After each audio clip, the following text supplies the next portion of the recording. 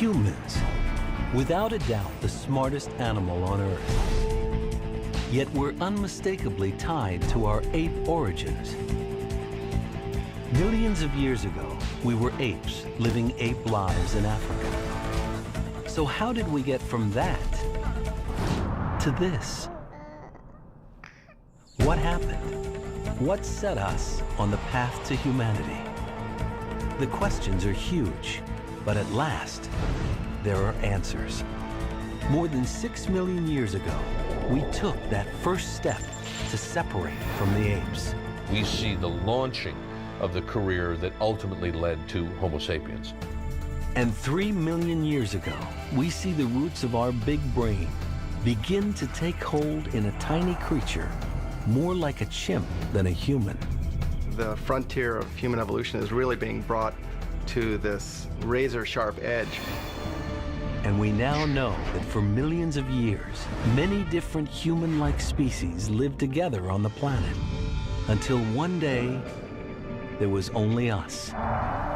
Homo sapiens, the most complex, adaptable animal on Earth. So how did we get this way, and why? A radical new theory reveals how episodes of cataclysmic change forced our ancestors to adapt or die. I think we should actually look to our proud ancestry and how we evolved in East Africa and say, that's how we survived that. We can survive the future. So get ready for a ride through millions of years of our history. It's the story of becoming human. Our story, right now, on Nova.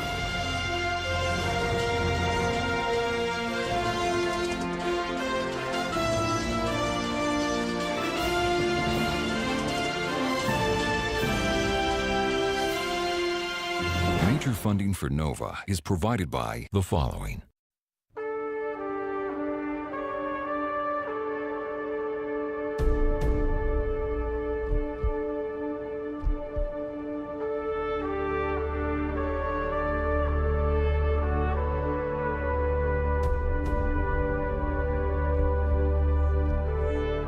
Millions of years ago, on the plains of Africa, a momentous event took place.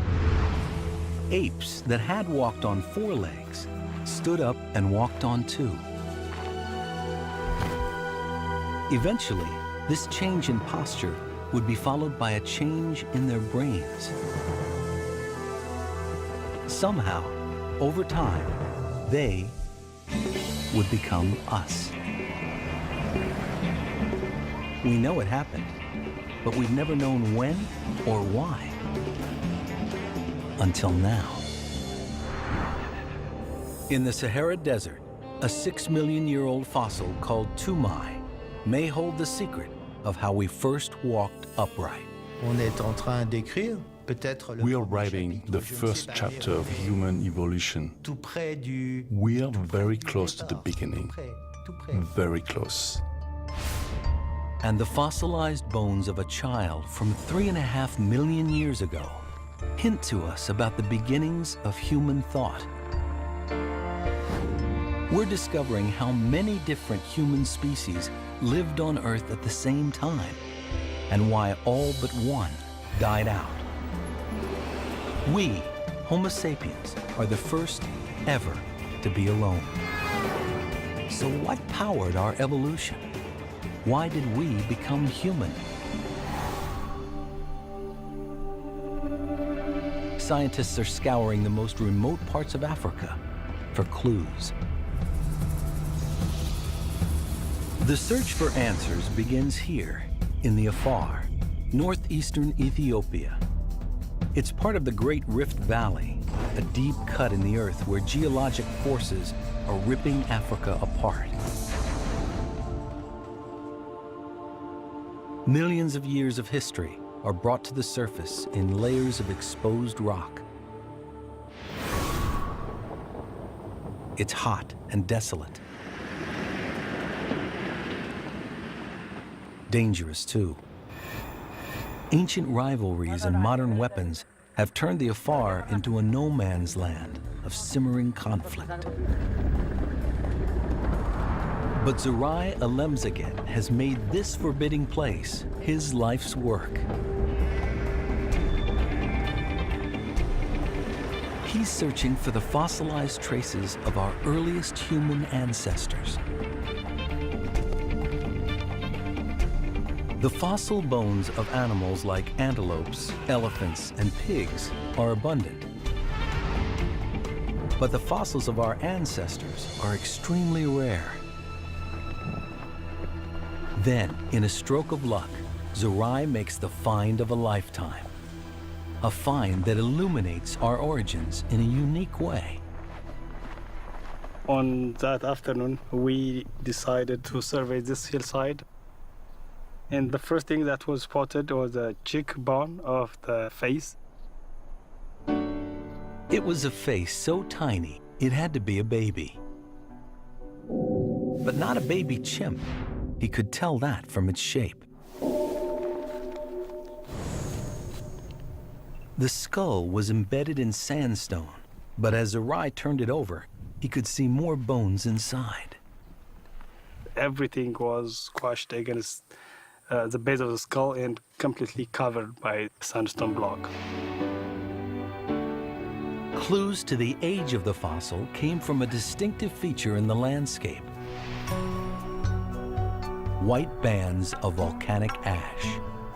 And that is the volcanic ash dated to 3.4 million years ago. If the volcanic ash is 3.4 million years old, Zerai's fossil, which was lying just above it, must be younger. It was a child from the dawn of human evolution, about 3.3 million years ago. Zerai called the baby Salam, the Ethiopian word for peace.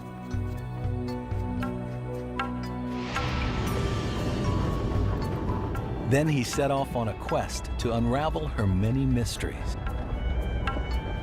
Her journey began a very, very long time ago. Imagine the entire span of recorded human history, taking us back to the Egyptian pyramids, about 5,000 years. Double it, 10,000 years ago, when plants were domesticated and agriculture begins. Double it again, to the time when Ice Age hunters paint stunning images on cave walls.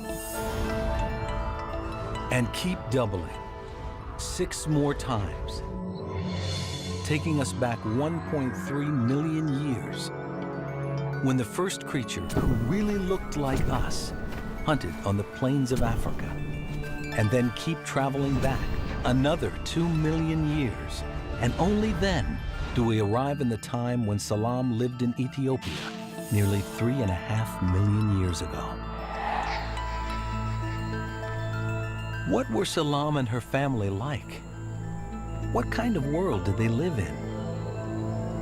The answers are hidden in their fossil bones.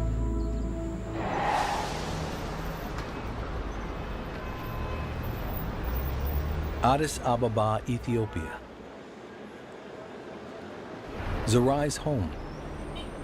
He's one of a whole new generation of African scientists trying to unravel the mysteries of human origins. Zerai has brought his precious fossil here to the National Museum. His challenge is to release her from the tomb of sandstone in which her bones are encased. He quickly identifies her. She's from a species considered by most scientists to be an ancient ancestor. Australopithecus afarensis, a small chimp-like creature who walked on 2 legs. This is the same species as the famous Lucy, discovered in the 1970s by Don Johanson. Lucy was terribly important because she was really an amalgam and of different characteristics of ape and human. I think specimens like Salam and Lucy are extraordinary simply because you can look at them and see evolution in the making. But seeing evolution in the making will take some work. Salam's fossilized bones are solid rock, held together by a mesh of soft sandstone. it has to be painstakingly removed. You spend hours and hours and days and years, and that removes the sand grains, grain by grain, working every day. He's been at it for 8 long years, but the payoff has been amazing. As the work progressed, Zerai revealed an almost complete skull. And tucked beneath it was nearly her entire spine, along with both shoulder blades. Other bones were found nearby. An almost complete foot. This is the kneecap. The tibia here. Never before had a child's skeleton been found so ancient and so complete. Her bones would fit in a shoebox, but they speak volumes about her life. For example, to find out how old she was when she died, Zerai looked at her teeth, but not the baby teeth visible in her jaw. The adult teeth growing inside the bone, as seen in a CT scan. From that, we know Salam died at age 3.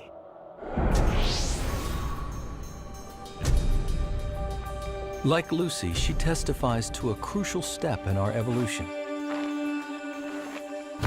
Unlike apes, these creatures walked upright, as the first fossil Don Johanson found clearly revealed. It was sticking out of the ground like that. And I gently tapped it with my sneaker, and this is what fell out of the ground. And it is this is the top end of your shin bone. So the kneecap would sit right in here. And very close by, in 2 pieces, I found this bone. And when you put them together, and you see how they move and articulate, that it has all the hallmarks of an upright person. Other bones confirm that Lucy walked on 2 legs, like us. This is Lucy's pelvis. And and you can see how different a chimpanzee is. And the reorientation of these hip bones. In a chimp, they're facing straight forward. So this is what everybody's sitting on in their living room right now. So they're not identical, but clearly these 2 resemble each other much more closely, right? Than either one of these resembles the pelvis of an ape. From the waist down, Lucy was like us. From the waist up, she and her kind were all ape. Salam's skeleton is the same, with chimp-like shoulder blades giving her the range of motion needed for climbing and swinging. These ancient creatures must have spent time in the trees, possibly sleeping there at night to keep away from predators, but walking upright on the ground during the day. They were at home in 2 worlds. What was their environment like?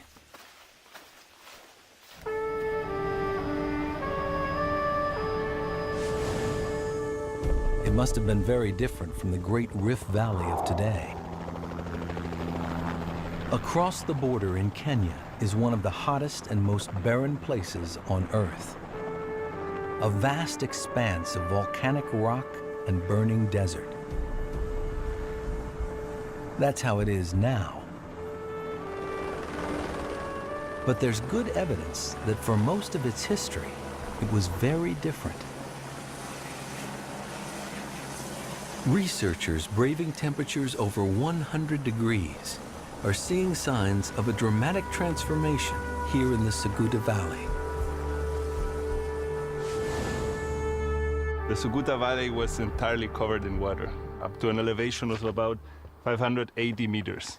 So you can imagine that all this valley was filled by a huge lake. A huge lake that's deeper than any of the Great Lakes. In fact, the entire African continent used to be a lot wetter than it is today. Many millions of years ago, Long before Salam and Lucy, Africa was a wet tropical environment covered with rainforest.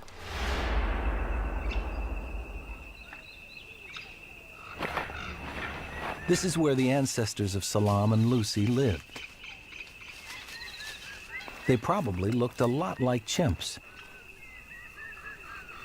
But then Africa started to gradually dry out.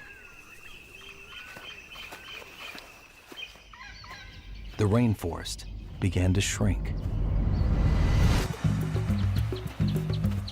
By Salam's time, 3 to 4 million years ago, the Great Rift Valley was a mosaic of different environments. We know that from the fossils of the animals that lived here.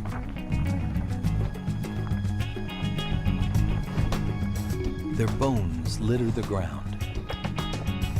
This is a canine of a hippopotamus. So this is probably a skeleton of a hippopotamus. How can one find a hippo in this type of environment? Being nice antelope. The fossils tell the story of a vanished landscape. This is a lower jaw of an antelope. 3 million years ago, the Rift Valley was a patchwork of grassy plains, scattered woodlands, lakes, and rivers. Definitely very different from what we see here today. Wow, a nice pig here. As their environment changed, scientists believe our ancestors changed too. They had been creatures who spent most of their time in trees, like chimps and orangutans today. But as their forests shrank, some of them developed the trait that we take for granted: bipedalism, walking on 2 legs. This is one of the defining characteristics of humans. But how did bipedalism develop, and why? Bipedalism is such an unusual trait. There's no other mammal that habitually walks on 2 legs like we do. Because it's unique, it's hard to figure out why it happened. There are a lot of theories. One of them is that they stood up to be able to see over tall grass. Another theory, they stood up to be able to pick fruits off of the low branches of trees, the way chimpanzees do today. Another theory states that they stood up to cool more efficiently so that we don't have as much sun beating on so much of our body. And I think the most compelling idea, the most compelling hypothesis is that it saved us energy. And energy is crucial to survival.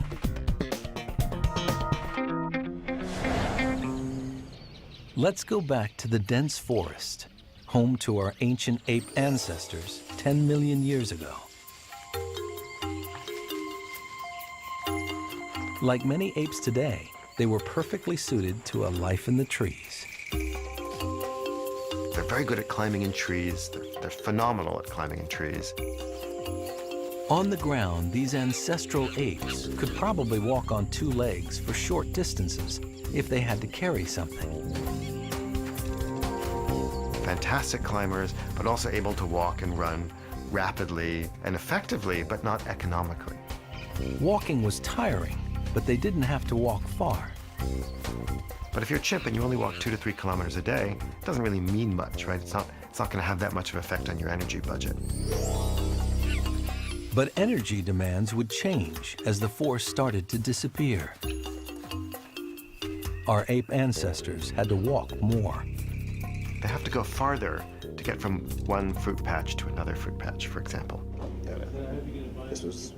Dan Lieberman is an expert on bipedalism. He believes that walking on 2 legs evolved because it saved energy. When you compare the energy consumption of humans to chimps, there's no contest. A chimp is an energy glutton. It spends an enormous amount of energy, about 4 times as much energy as a human walking. Whether it walks on 4 legs or 2, a chimp can't compete with the human gait. It's poorly designed to withstand the forces of gravity. It has to spend a lot of muscular effort to keep itself from collapsing into a little pile of chimpness or whatever with each step. According to Lieberman, small anatomical differences created large energy savings, setting our ancestors on the path to bipedalism, a path that would eventually lead to us. But how long did it take? When Lucy's kind were first discovered, many people thought they were the so-called missing link between apes and humans. But the science of genetics has transformed our understanding with a technique called the molecular clock. Today, scientists can compare DNA from closely related species to find out how long ago they split from a common ancestor. It's just a very simple idea that the rate of change in DNA sequences is more or less constant over time. And that's an extraordinarily powerful concept because it means that you have a way of determining when two species last shared a common ancestor. Living forms evolve because DNA sometimes spontaneously changes as it copies itself. These changes happen at a surprisingly regular rate. By counting the differences between the genetic code of chimps and humans, we can calculate how long they've been evolving away from each other. The dates that one almost always gets are around 5 to 7 million years ago for when humans and chimpanzees last shared a common ancestor. Here was proof that humans diverged from the apes much earlier than we thought, about 6 million years ago. It shows Lucy and Salam weren't one step removed from chimps, but many. They may even be closer to us than to the first human ancestor. So what came before Lucy and Salam? Who was our earliest ancestor?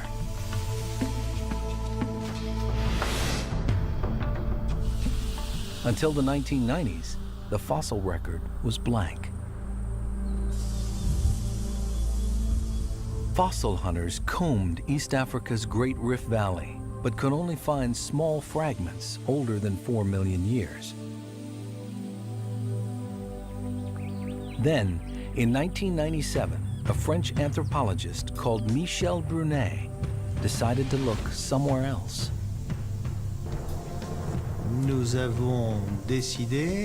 We decided to go to Africa, but to the west. To the west of the Great Rift.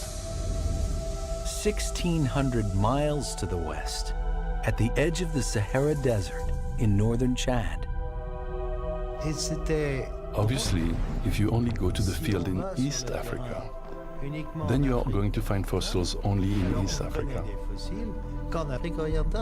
This was the situation.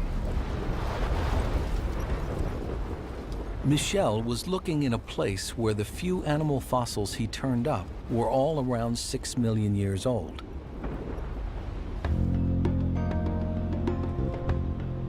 No one expected any human-like fossils to be found in a layer that ancient. And everyone said, no, there just aren't any fossils there. Michel was not to be deterred. He was stubborn, many thought to the point of madness. He and his team spent years searching the desert for signs of our ancestors, and year after year, they came up empty. Then, on their 26th expedition in 2001, they found a smashed, misshapen skull around 6 million years old. They called it Sahelanthropus chidensis. There were no bones apart from the skull. Could it be a human ancestor or just another ape? The skull was so deformed, it was difficult to tell. Michel would have to reconstruct it.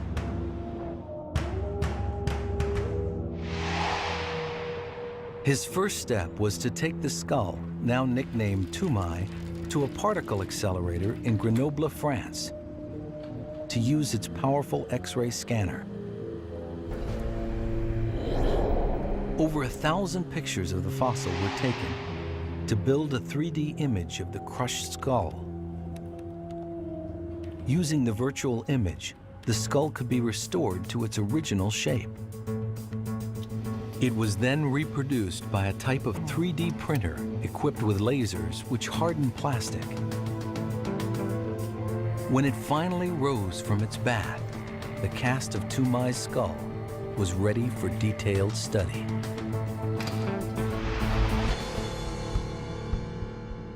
The cast allows Michel to answer an important question.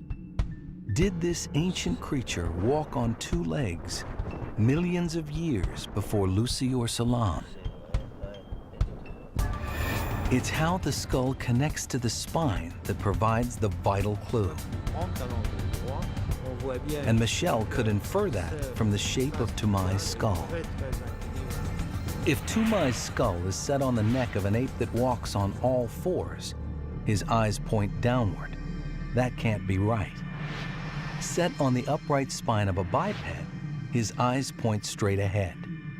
For Michel, this proved Toumaï walked upright. Anatomically speaking, he had a receding back skull of a biped. The back of his skull is not that of a gorilla, like some people are trying to say. No, not at all. All you have to do is look. Some scientists still question whether Toumaï was really a biped. But if Michel is right, his 6-million-year-old fossil is a good candidate for the first human ancestor. Discoveries like this are changing the way we see human evolution. Scientists used to have a simple idea.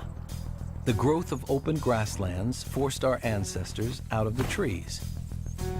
They became bipeds, and in short order, brain size increased. Human evolution took off. We were on our way to becoming human. That simple idea prevailed for more than a century. Darwin thought that we left the trees, walked on the ground upright, freed our hands, made tools, got big brains, reduced our canines, and so on, all at the same time. But walking upright may not have automatically led to big brains at all. From Toumaï to Salam, both bipeds, brains stayed small. And they weren't the only ones. Over millions of years, there was a profusion of upright walkers with complicated names and chimp-sized brains, like Auroran tugenensis. What we're seeing is a fluorescence of species, multiple species. They're probably subtly different from each other. Ardipithecus ramidus. But it's important to recognize that there are not major differences among these species. Australopithecus africanus. They were all bipeds, big snouts, more or less chimp-sized brains. Kenyanthropus platyops. This way of life, this suite of adaptations, lasted for millions of years. Small-brained bipedal apes were extremely successful. Debates rage among scientists about which one eventually led to us. But as a group, they flourished for about 25 times longer than we've been around. They survived and thrived as brain size flatlined for almost 4 million years.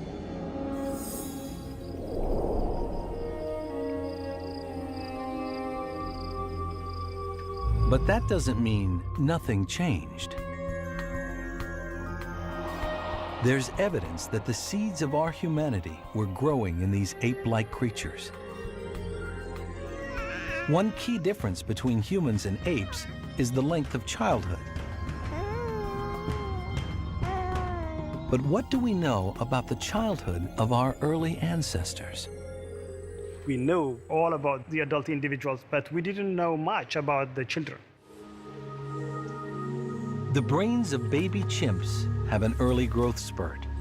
They're almost fully formed by age 3. In humans, that growth spurt is slower, and it takes nearly 2 decades for our brains to fully mature. But what about Salam's brain 3.3 million years ago? But of course, most exciting. Her skull tells us all we need to know. We have her milk teeth and her adult teeth, which give us her age, 3 years old. And we have a cast of the inside of her skull, which tells us about her brain. When you have this, you can directly measure how much of the brain was formed at age 3. From other fossils, we know how large Salam's brain would have been as an adult. So Zerai could calculate how much of her brain was already formed by age 3 when she died. He knows what the answer would be for a chimp. By age 3, a chimpanzee would have over 90% of the brain formed. But Salam's brain was only around 75% of its adult size, suggesting it was growing up slower.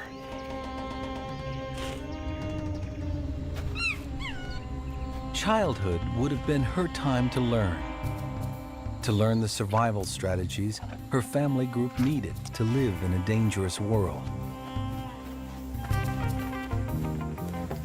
Perhaps this set the stage for our longer human childhood when culture is handed down.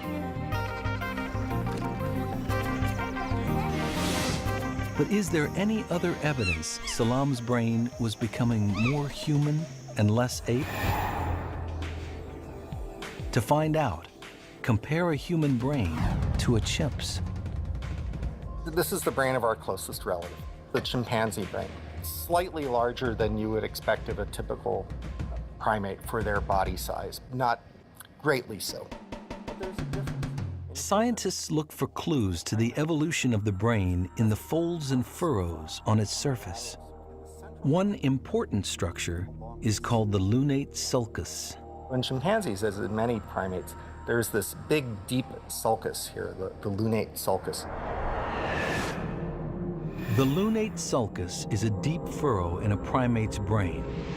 It divides parts of the brain related to vision from the rest of the neocortex, which is where more complex thought happens. The human brain doesn't have this deep furrow, and the neocortex is bigger than the vision structures, which have moved far to the back. So did Salam have the deep furrow and small neocortex of a chimp, or had something changed? Brains don't fossilize, but her remarkably complete skull provides a way to see some of the different structures of her brain. A cast of the brain case, called an endocast, preserves the impression of the brain's surface. Ralph Holloway has a collection of 300 brain endocasts from many of our ancestors. What a paleoneurologist like myself will be looking for are those indications on the endocast that might suggest reorganization taking place. And that's why things like the so-called infamous lunate sulcus becomes important. Ralph claims that as chimp-like ancestors evolved into creatures like Salam and Lucy, the lunate sulcus, the furrow marking the vision structures, moved back, making room for a larger neocortex, the thinking part of the brain. If you look carefully, what you've got here is a depression that could very likely be the lunate sulcus. And so that suggests then by Australopithecine times that you're having a beast that is simply smarter than present-day chimpanzees. If that's the case, although still the size of a chimp's, Salam's brain had been rewired. But there was a long way to go.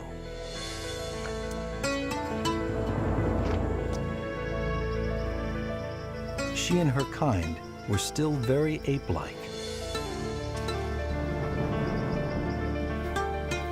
It would take another 1,000,000 years for the seeds of humanity contained in Salam's tiny frame to bear fruit. It's a time still shrouded in mystery.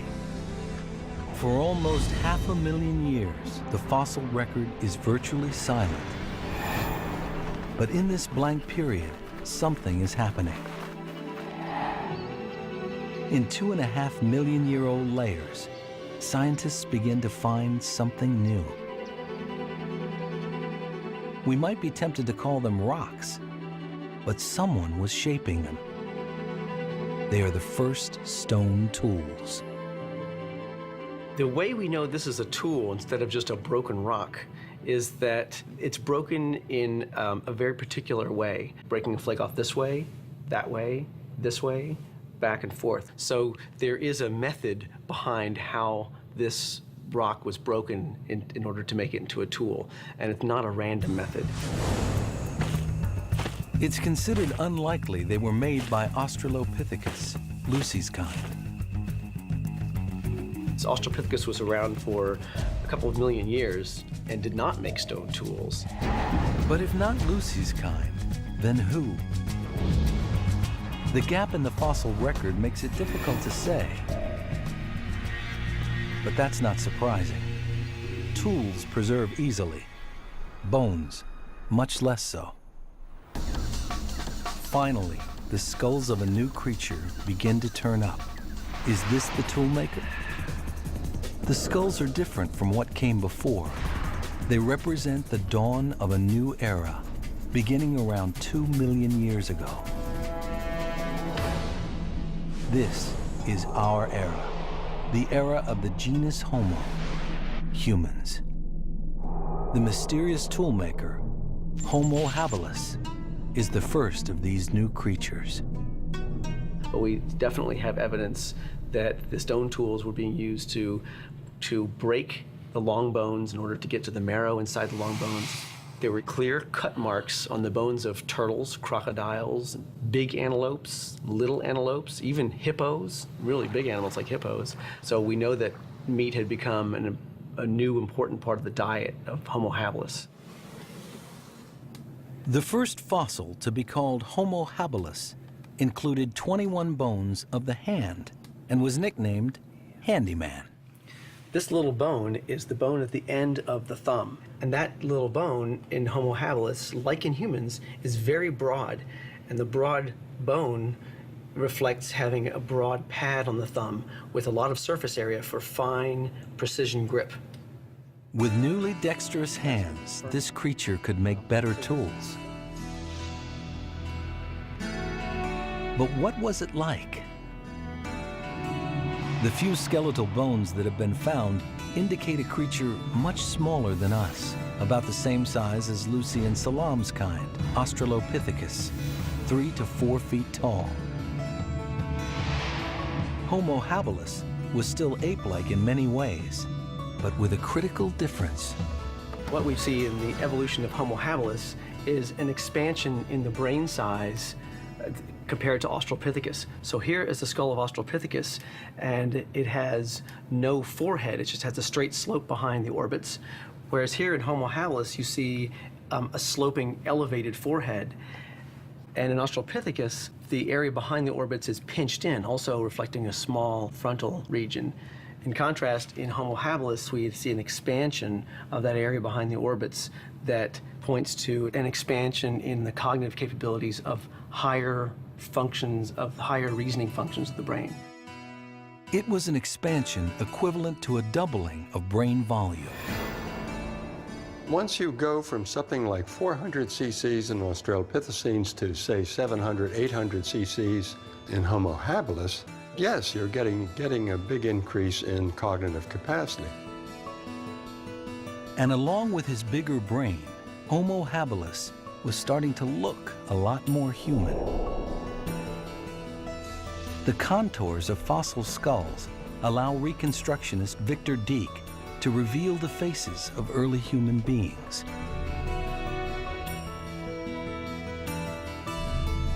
Gone is the projecting snout of an ape.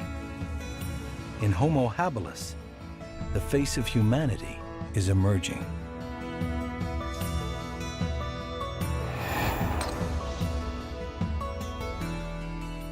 This poses a great enigma. Why, after millions of years of flatlining, did brain size and mental capacities suddenly take off?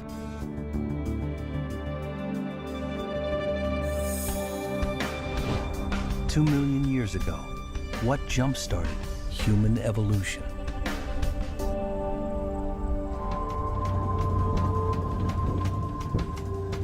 Scientists all over Africa looked for clues.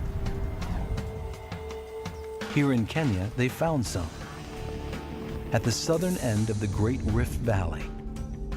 It's a hotbed of tectonic activity, where ancient layers are forced to the surface. 10 million years ago, Africa was a much wetter place. A tropical jungle which has been slowly drying out ever since. But these rocks in Kenya show that Africa's gradual drying trend was punctuated by bursts of wild climate fluctuation. Rick Potts is an expert in reading the rocks. This layer right here represents about 1,000 years of environmental stability, but then we had an abrupt volcanic eruption, and then the lake was around for perhaps 500 years before a drought, and then the lake came back. So in some cases, we saw this through layer after layer of environmental change. With his trained eye, Rick could see some layers were once lake beds, others desert sands. Still others came from volcanic eruptions, a snapshot of 1 million years of climate history.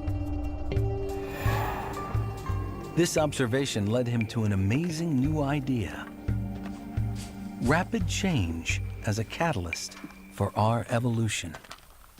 And I began to think that, well, maybe it's not the particular environment of a savanna that was important, but the tendency of the environment to change. Could it be that the need to survive violent swings of climate made our ancestors more adaptable? A group of scientists has come here from Germany to find out just how radical these swings of climate really were.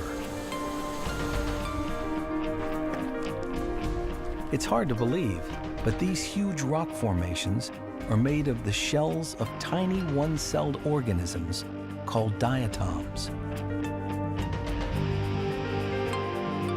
There are many different kinds, but they all live in water. Their shells collect in layers of rock that pile up over millions of years, proving that this whole valley was once a giant lake. Annette Junginger analyzes these rock samples under the microscope.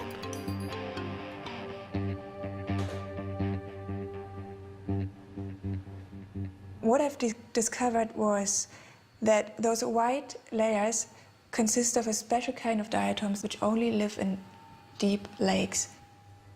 But between the white layers, she also finds other species of diatoms which only live in shallow water. It means that in this spot, a massive lake appeared and disappeared and reappeared many times. These lakes are really significant. These are not small little ponds. And what we've been able to document now is a series of lakes that are cycling. When we're talking freshwater lakes, the size of Lake Victoria, filling the whole Rift Valley and then disappearing. An enormous amount of water rushing through this area. This constant flux of turnover, of change. An awful time to live here. It's not just a unidirectional change, it's going back and forth. Against the backdrop of a slow drying trend, Africa was periodically pulsing with climate change. Wet, dry, then wet again, sometimes in the space of 1,000 years. Punishing drought alternated with storms and monsoons. Rivers and forests sprang up, then turned to dry grassland, all in the evolutionary blink of an eye. So we have a complete change of our ideas, from this slow drying out to this incredible change between wet and dry, wet and dry. What effect did that have on our ancestors? Could these periods of climate instability be the key to understanding the evolutionary leap from small bipedal apes to the larger-brained toolmaker, Homo habilis? To know that, scientists needed a detailed record that went back further than the diatoms, way back to the time when Homo habilis was evolving 2 million years ago. That's only found in one place, under the ocean. Layers of deep-sea sediment tell a story that goes back millions of years. They have to be drilled from the ocean floor. At his laboratory in upstate New York, Peter Domenico keeps thousands of columns of sand, silt, and rock, a library of ocean cores. One of the really attractive features about ocean sediments is that they accumulate very slowly, but very gradually and continuously over time. Each 3-foot-long core holds a continuous record of dust carried on the wind from Africa into the ocean, where it now sits on the bottom. Yeah, there we go. Nice. There you go. Wow. Sweet. Okay. An expert eye can detect distinct layers. Thick in dry years, when the dust is easily picked up by the wind, thin in wet years. By measuring the layers, they can tell when the climate was wet or dry. So we can read these deep-sea sediments almost like an Earth history book of past changes in climate. To make sense of all this dirt, they have to know when it blew into the ocean. They can do this by dating the shells of tiny sea creatures that sank to the bottom at the same time. So this gives us an age, the other analysis gives us the climate. Yeah, there we go. Nice. Peter took this finely detailed climate diary and compared it to the grand arc of our human evolution. For the 3 million years between Toumai and Salam, when brain size was flatlining, African climate was stable, dry, getting a little drier. Then came 200,000 years of wildly varying climate, careening unpredictably between wet and dry. During that time, stone tools appeared, along with the larger-brained creatures that made them. Africa was also home to many other human-like species. Climate instability put pressure on all of them. So there are these time periods when African climate was really unstable. So anything that was living there at the time would have had to adapt to really dramatically different climate changes. Those that couldn't adapt died out, like Salam and Lucy's kind. Better problem solvers, like Homo habilis, survived.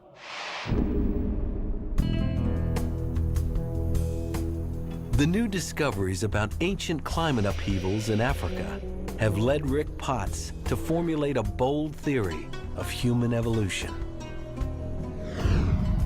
The traditional idea we have had about human evolution is that it was the savanna, the grassy plain with some trees on it, that was the driving force.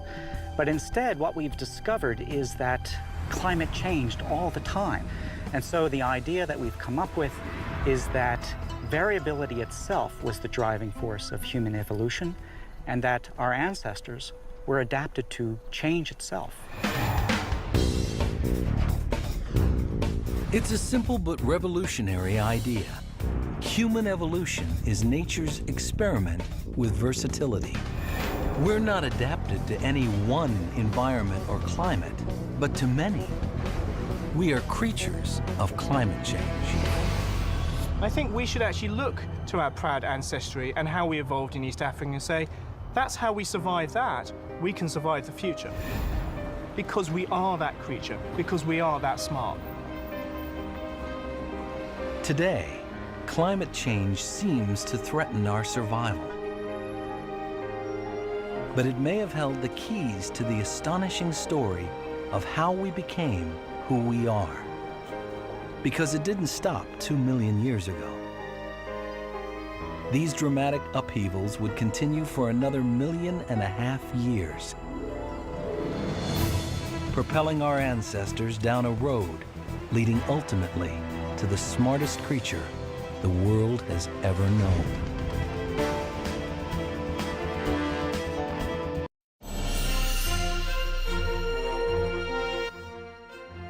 Over 4 million American children are taking behavior-modifying drugs. Are they safe? Effective? Are these drugs the only answer? Stay tuned for The Medicated Child on Frontline, next at 8, here on MPTV HD10.1. Or call 1-800-PLAY-PBS.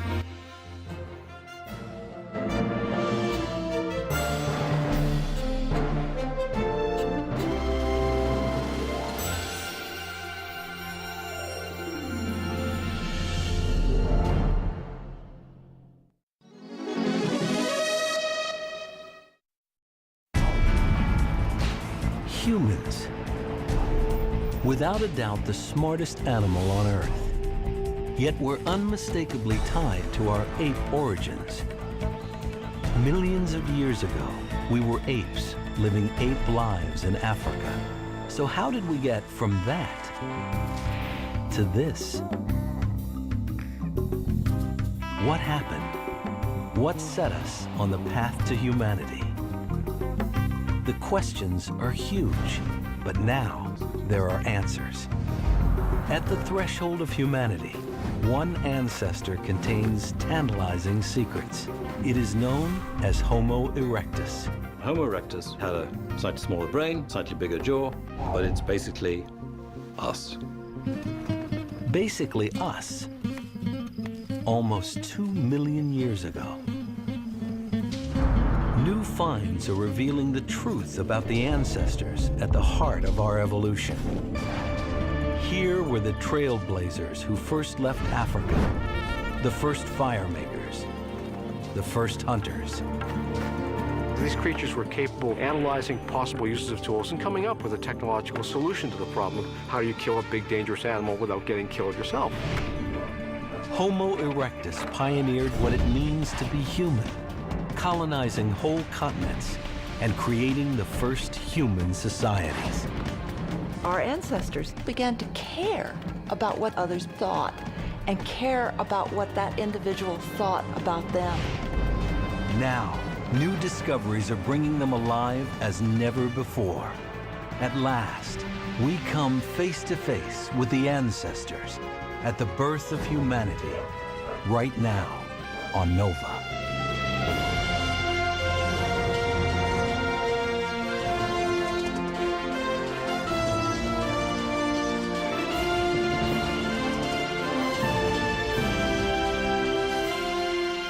Major funding for NOVA is provided by the following.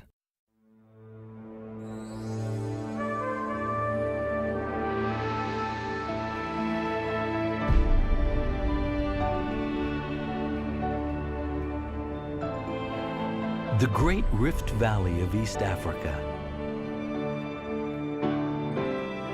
2 million years ago, these spectacular plains and canyons witnessed a mysterious event. The birth of the first ancestor we can really call human. New discoveries are revealing a creature surprisingly like us. A world traveler, a toolmaker, a hunter, tamer of fire, creator of the first human societies. Amazingly, the qualities that make us human began not with our own species, Homo sapiens. The true birth of humanity began much further back in time, millions of years ago. Imagine the entire span of recorded human history, about 5,000 years. taking us back to the Egyptian pyramids. Double it, 10,000 years, to the time when plants are domesticated and agriculture begins. Double it again, 20,000 years. Ice Age hunters are painting stunning images on cave walls, and keep doubling 6 more times. Only then do we encounter our ancestor, Homo erectus, in Africa's Great Rift Valley.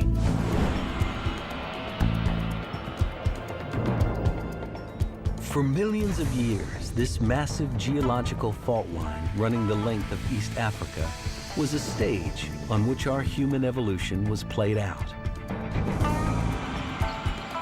It all started with the first apes to walk upright on 2 legs, about 6 million years ago. There were many different types, all variations on the same theme. Ape-like creatures with small brains. The fossil known as Lucy is the most famous example. Here she is, just 3 foot 8 inches tall, with a brain the size of a chimp's.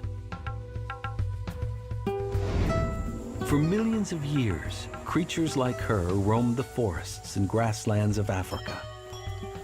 But then, something changed. About 2 million years ago, new creatures appeared with abilities never seen before in the animal kingdom. Meet Homo erectus, a toolmaker and hunter. One of the first members of our genus, the genus Homo, humans. The transition to Homo was probably one of the most important transformations that occurred in human evolution. Arms got thinner, legs got longer, brains got bigger. It was a huge evolutionary step from ape bodies to bodies like ours. But what about the things that make us distinctly human? Creativity, intelligence, caring for each other. How can we know when these got started? With only skulls and bone fragments to go on, how could we ever know what those first humans were really like? It would take a momentous find to shed light on their lives. Lake Turkana, northern Kenya. Surrounded by volcanoes and vast expanses of baking desert. In 1984, famed anthropologists Richard and Maeve Leakey were working at this remote inland sea. I was actually on the east side of the lake, and then Richard flew over and said, "You've got to come, there's something really exciting." As the first family of paleoanthropology, the Leakeys were used to fossil finds. But this was very special. One of Leakey's team had found a skull fragment of one of those early humans. He could tell from its size and shape it was Homo erectus. And there was more than just a fragment. So we started looking at this site on a more extensive basis, and of course, once we did, we found the rest of the skull. A complete skull was rare enough, but it was just the beginning. Soon, parts of the Homo erectus skeleton, which had never been found before, started to emerge. We couldn't believe it, but we started getting pieces of ribs.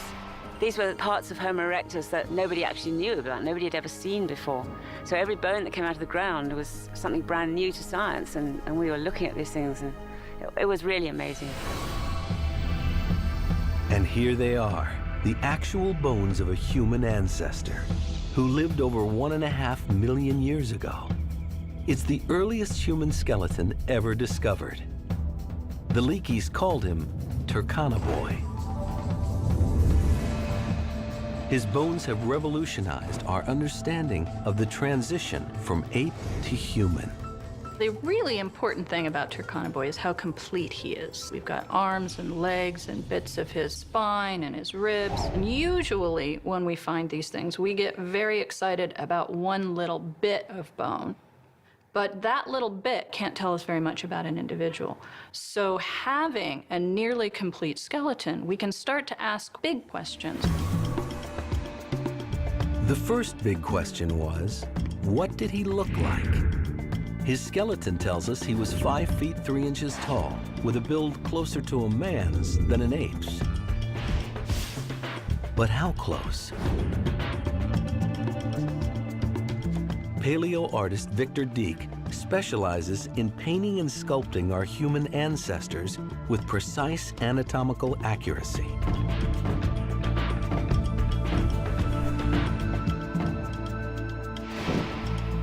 Victor's going to add Turkana Boy to his family of ancient faces. At this stage of the game, I know that Turkana Boy is not an ape. He is a very early true human. And so here we have a modern human skull. The faces are very similar to one another, but Turkana Boy's skull is a bit more primitive and has a lower forehead and a much smaller brain capacity. Victor will build Turkana Boy's face muscle by muscle, based on his studies of cadavers and modern anatomy.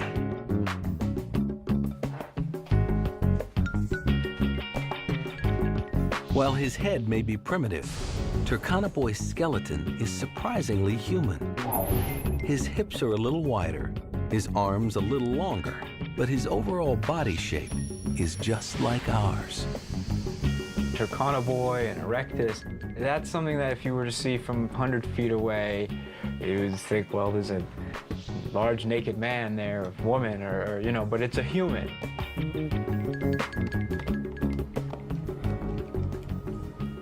It will take Victor a week to flesh out Turkana Boy's face. Meanwhile, a team of animators is at work creating scenes that will bring Turkana Boy and his people to life. To make sure they do it accurately, they have enlisted the help of Harvard anthropologist Dan Lieberman. They had a more forward position of the palms when they ran. Just slightly. There you go. The blue-suited actors are there to create movement references for the artists. In the final animations, they will be replaced by Homo erectus bodies. And action! Their heads and faces based closely on Victor's model. As Turkana Boy's forensically reconstructed head nears completion, a face emerges that looks a lot like us. Now, for the first time in 1.5 million years, here he is, our ancestor, the Homo erectus, called Turkana Boy. But what he looked like is only the beginning of his story. To reconstruct his life, we need to find out how old he was. And if we look at his skeleton, we can see that the growth plates on his limbs that would fuse when he's fully adult are all unfused. So even though he's very tall, we know that he's still growing. The fact that Turkana Boy was not fully grown has turned out to be a boon to researchers. You can answer questions like, did the boy grow up like a modern human? Or did he grow up more like an ape? Turkana Boy was already 5 feet 3 inches tall. When scientists compared his bones and teeth to ours, he seemed to be about 14 years old. But when dental specialist Chris Dean began to study his teeth, he was in for a shock. It turns out that all teeth, fossil or not, preserve a remarkably precise record of childhood. This is a fossil tooth, and we can see the enamel cap, which covers the core of the tooth, which is made of dentine. Dentine is just another word for ivory. And within the enamel, you can see the rods, which are running from the enamel-dentine junction here out to the surface of the tooth. Enamel has a regular growth pattern like the rings of a tree. Under an electron microscope, it looks like rods made of tiny beads. Each of the little beads along these prisms represent one day's growth, because the cells which produce enamel are actually under the influence of a circadian or daily clock. And those secretions during the day speed up and then slow down, and there's a permanent record of that in every tooth. So you can see rods running all the way through this tissue, and every day along the rod there is a wobble where the tissue slows down and then speeds up. So if you count the beads in these strings, you can figure out exactly how many days that tooth has been growing. When Chris looked at the fossilized teeth of Turkana he got a huge surprise. Turkana wasn't 14 years old, he was 8. What that implies is that the growth of the Turkana resembled more closely that of chimpanzees today. To be 5'3" at age 8, Turkana must have grown up very fast, at a rate closer to chimps than us. A chimpanzee's childhood is short. It is sexually mature at about 7. Human childhood is longer. We reach puberty at about 12. So as humans evolved from apes, childhood was extended. But what advantage could be gained by having helpless children around to feed and care for who take so long to grow up? The mystery of prolonged childhood is at the heart of human evolution. It may be related to brain size. We humans have the biggest brains in the animal kingdom in relation to our body size. They're so big that most of our brain growth has to happen outside the womb, or our heads would never get through the birth canal. A long, slow childhood gives our brains time to grow after birth, and time to learn everything we need to function in our complex human societies. That's the advantage of prolonged childhood, for us at least. But what about Turkana His brain was 900 cubic centimeters, smaller than ours, but more than twice as large as a chimp's. So was he on the way to thinking and talking like us? Ralph Holloway believes he was. He's been collecting the brain endocasts of human ancestors for over 30 years. An endocast is a mold taken from the inside of the skull, which reveals the shape of the brain. Ralph is particularly interested in something called the Broca's area. Broca's area is involved with memory functions, executive functions, but it does have a very important role to play in the motor aspects of speech. In the brain of Turkana Ralph believes he sees evidence for something remarkable. A change in the Broca's area tied to communication. Broca's caps regions on the Turkana are fully modern in terms of their appearance. It is good, solid evidence for having the ability of symbolic communication. In other words, language. It's a controversial idea, and we'll never know for sure if Turkana could speak. But there are other clues to his intelligence. The stone tools he left behind. Homo erectus made tools like this hand axe here. It's been chipped extensively on both sides. The point enables one to do piercing tasks. The heavy bit here can be used for cracking bone or chopping wood. It's a very, very versatile tool and a sharp one. It may not look like much, but the stone hand axe marks the birth of technology. Homo erectus has left us many signs of his inventiveness. Here in central Kenya, Rick Potts has been studying a treasure trove of Homo erectus stone tools. Stone tools represented a momentous change because once you had tools in your hands, all the foods in the world could open up to you. That represented a tremendous survival advantage. Here is a cache of over 500 stone hand axes made by Homo erectus. Just a mile away, Rick visits the quarry where for thousands of years, these ancestors came to shape stone into tools, leaving behind unused fragments.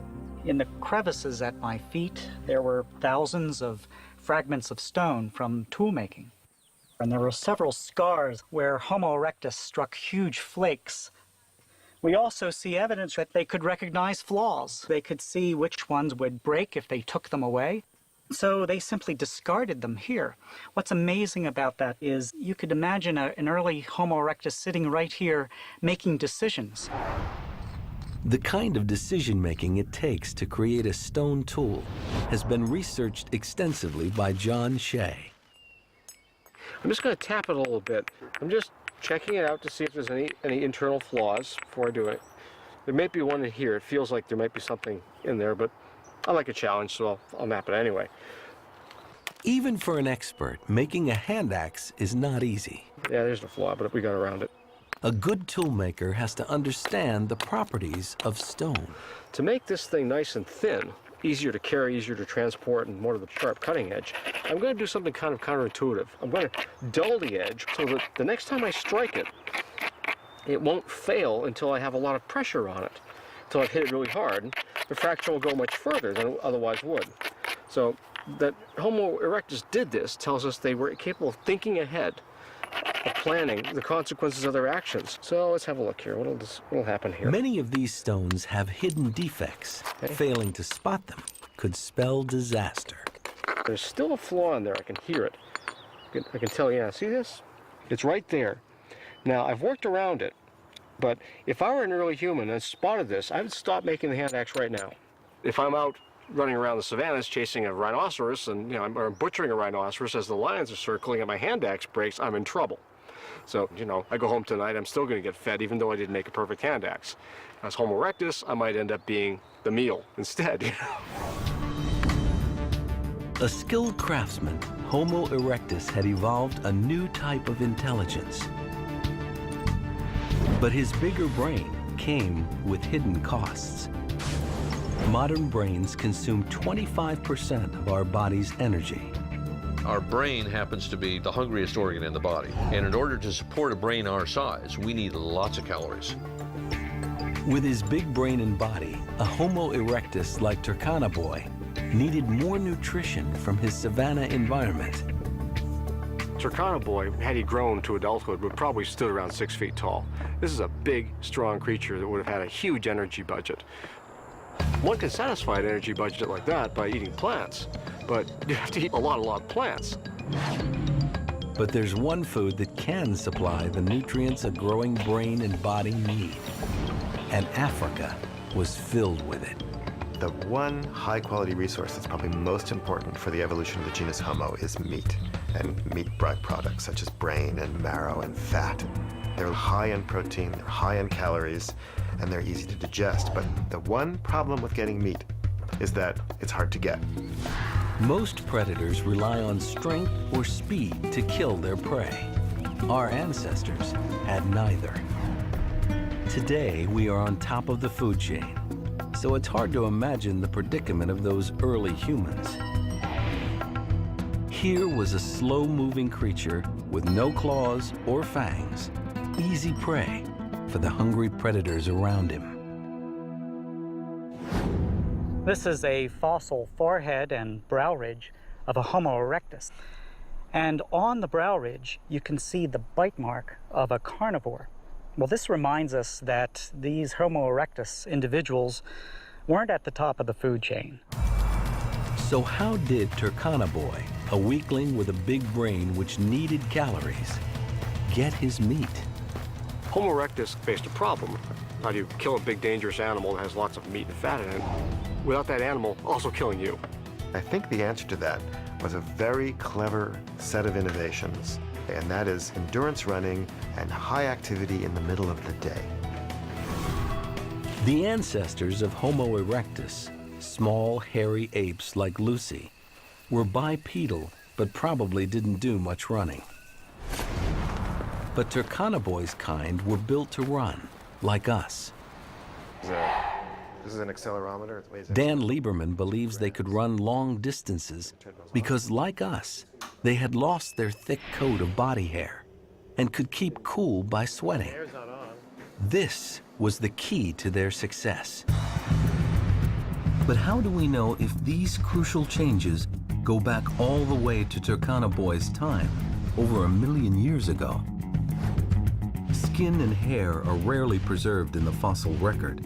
So to find out, we have to look to a creature that's been intimately connected with hair for a long time, the louse. All animals seem to have some type of lice that parasitize them. Mammals have them, birds have them, even fish have types of lice. But most other creatures have only one type of lice that parasitize them. Humans have one kind of louse on their heads and another in the pubic area. Geneticist Mark Stoneking asked himself why.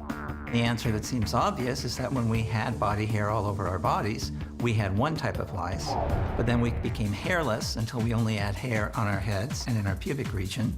And so therefore you would have this hairless geographic barrier to contact between the two. Mark was surprised to find out that the human pubic louse is very different from the human head louse. Somehow, in the past, it seems to have come from gorillas. Because the pubic lice is actually more closely related to gorilla lice. Now, how it is our ancestors got pubic lice from gorillas, I wouldn't care to speculate.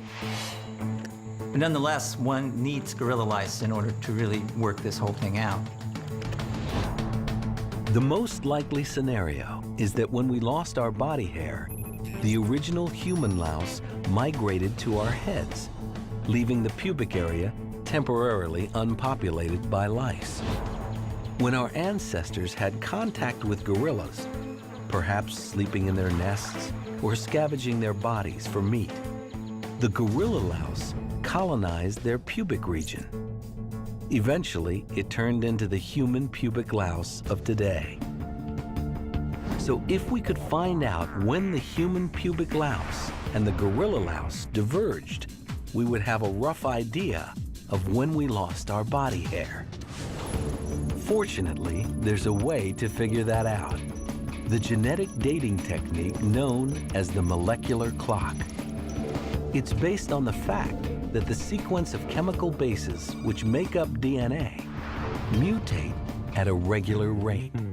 It's just a very simple idea that the rate of change in DNA sequences is more or less constant over time. And that means that you have a way of determining when two species last shared a common ancestor. By counting the number of differences in the genetic code of two species, scientists can determine how long they've been evolving away from each other. When Mark used the molecular clock to count the differences between the DNA of gorilla lice and human pubic lice, he came up with a date for their divergence. The estimated date for the divergence is roughly 3 million years ago. That means long before Turkana-Boy, maybe even around Lucy's time, our ancestors had slowly begun to lose their body hair. Turkana-Boy was mostly hairless, just like us. And that may be what gave him an edge over other predators. Most animals are at a disadvantage in the midday sun because they overheat. They can only cool down by panting. And when they run fast, they can't pant. That means they can only run in short sprints. Quadrupeds can gallop for about 10 to 15 minutes, and then they overheat. But hominids can cool down by sweating. They use their entire body like a dog's tongue. Our hairless bodies allow air to circulate freely on our skin and cool us down as sweat evaporates. This makes us one of the best long-distance runners in the animal kingdom. Dan Lieberman believes this gave our ancestors the ability to hunt in a very unusual way. It's called persistence hunting. And he believes the modern ethnographic record can show us how it was done. The Bushmen of the Kalahari offer us an insight into how Homo erectus might have hunted 2 million years ago. The Bushmen know that at midday, animals rest in the shade, which is why it's the perfect time to be hunting. Once they locate their prey, in this case a kudu, the marathon begins.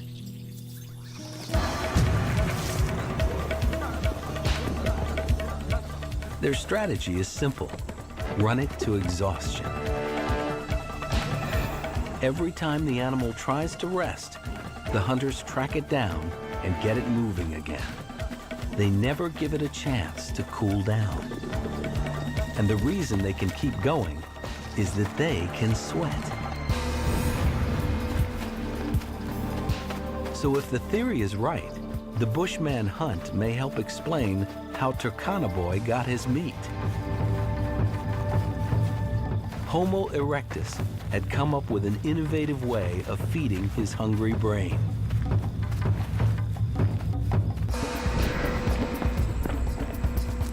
In this modern hunt, the Bushmen ran in the fierce heat for over 4 hours. The kudu was finally immobilized by heat stroke. Turkana Boy wouldn't have had steel-tipped spears like the Bushmen, but he wouldn't have needed them. Homo erectus probably hunted with close quarters weapons, with spears that were thrown at animals from a short distance, clubs, thrown rocks, weapons like that. They weren't using long-distance projectile weapons that we know of. The Homo erectus hunt was simple but effective. It fed not just their larger brains, but the growing complexity of that early human society. There are other social animals, but none quite like us. Society is in every corner of our lives. Our relationships, communication, rules, symbolism, all the things that bind us together. What's behind it? Why do we become so social? Could it have something to do with another innovation? Something unprecedented in our evolution. Building fires and cooking. Here we've got Erectus, the first species that looks like us. And I think only cooking can explain the magnitude of this change. The earliest evidence that our ancestors deliberately used fire for cooking dates to long after Turkana Boy's time. But Richard Wrangham is sure Homo erectus was building fires much earlier. Now, for the first time, we had a species that was committed to living on the ground, because they lose their climbing adaptations. Well, how were they sleeping? They had to be able to protect themselves from wild animals. On the African savanna, full of predators who hunt by night, Richard believes Turkana Boy and his people couldn't have survived without fire. And he thinks only cooking, which makes food more soft and digestible, can explain why Homo erectus evolved smaller teeth and a much smaller gut. These things are compatible with the reduced cost of digestion produced by cooking food. Nothing else is. As our ancestors reaped the benefits of cooking, something else happened too, at least according to Wrangham. We became more social. Humans have this wonderfully calm temperament compared to chimpanzees, say. Where did it come from? We were drawn to a common place, the fireplace. Wrangham believes we learned to share and communicate, sitting around fires, waiting for food to cook. It's speculative, but one thing is for sure. In the Homo erectus world, new social relationships had to be evolving. The bonds between mothers and children must have been very different from the apes. For example, a mother orangutan will not allow any other individual to take her infant, will be in constant skin-to-skin contact with that baby for at least the first 6 months of life, not a moment out of contact. Secure in this unbreakable mother-infant bond, ape babies need less capacity to read the intentions of others than human babies, whose bond with their mothers is surprisingly less secure. The shocking fact is that human mothers abandon their infants much more often than ape mothers. Infanticide by a mother is more common among humans than any other higher ape. Maternal commitment is a lot more contingent in humans than it seems to be in other apes. Unlike most primates, human mothers share parenting with others. A child's survival can depend on making itself appealing to a number of caregivers. Perhaps that's why human infants have evolved a uniquely acute sensitivity. Human infants are born connoisseurs of mothers, reading her facial expression, looking for signs of commitment. We are born hardwired with an awareness of the intentions and emotions of others, which is unique in the animal world. When did humans develop this gift for attributing mental states and feelings to others and for caring about what others thought about them? Could these social instincts have developed with Homo erectus? Along with cooperative hunting, bigger brains, longer childhoods, and the use of fire. Perhaps Turkana Boy and his people already had social skills that would be familiar to us. Here were intelligent social beings with an increasing capacity for cooperation. It may be this that made possible another great achievement, the exodus from Africa. For millions of years, our earliest ancestors stayed on the African savannas. But at some point, they started to leave. Ancient fossil skulls and tools have been found as far away as China and Indonesia. The question is, when did they leave Africa and why? When Turkana Boy was found, scientists thought they had the answer. Here was a strong, large-brained ancestor capable of an arduous migration. He had the look of a world conqueror. In the mid-1980s, we were thinking that a hominid like this one had left Africa, but had done it maybe about 1 million years ago. For decades, scientists believed big strapping humans like Turkana Boy left Africa 1 million years ago. But new discoveries are showing the migration may have started a lot earlier than that. Dmanisi, Georgia. The mountains and plains of the Caucasus, thousands of miles from the Great Rift Valley, had never produced any fossils of early human ancestors. But then, an astonishing discovery was made.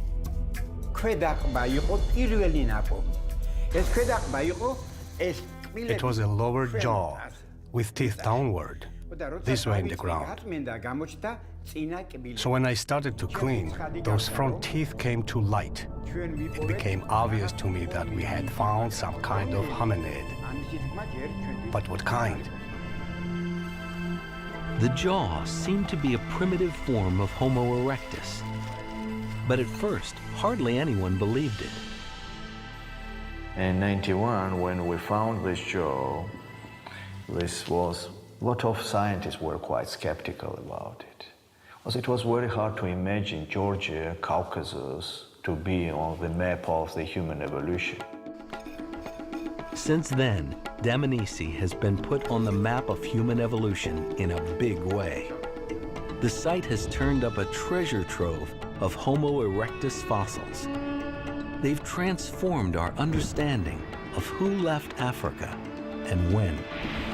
They showed that the first humans to leave Africa were much more primitive than Turkana Boy.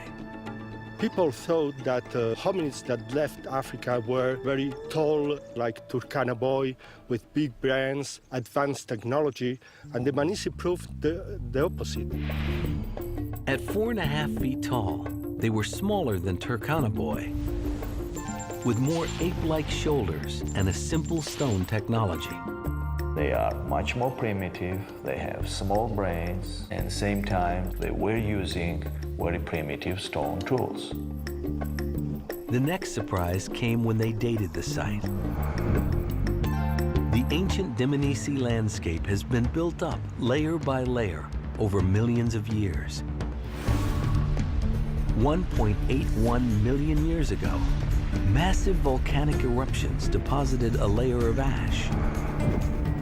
The fossils sat on top of this ash, so must have been slightly younger, around 1.8 million years old.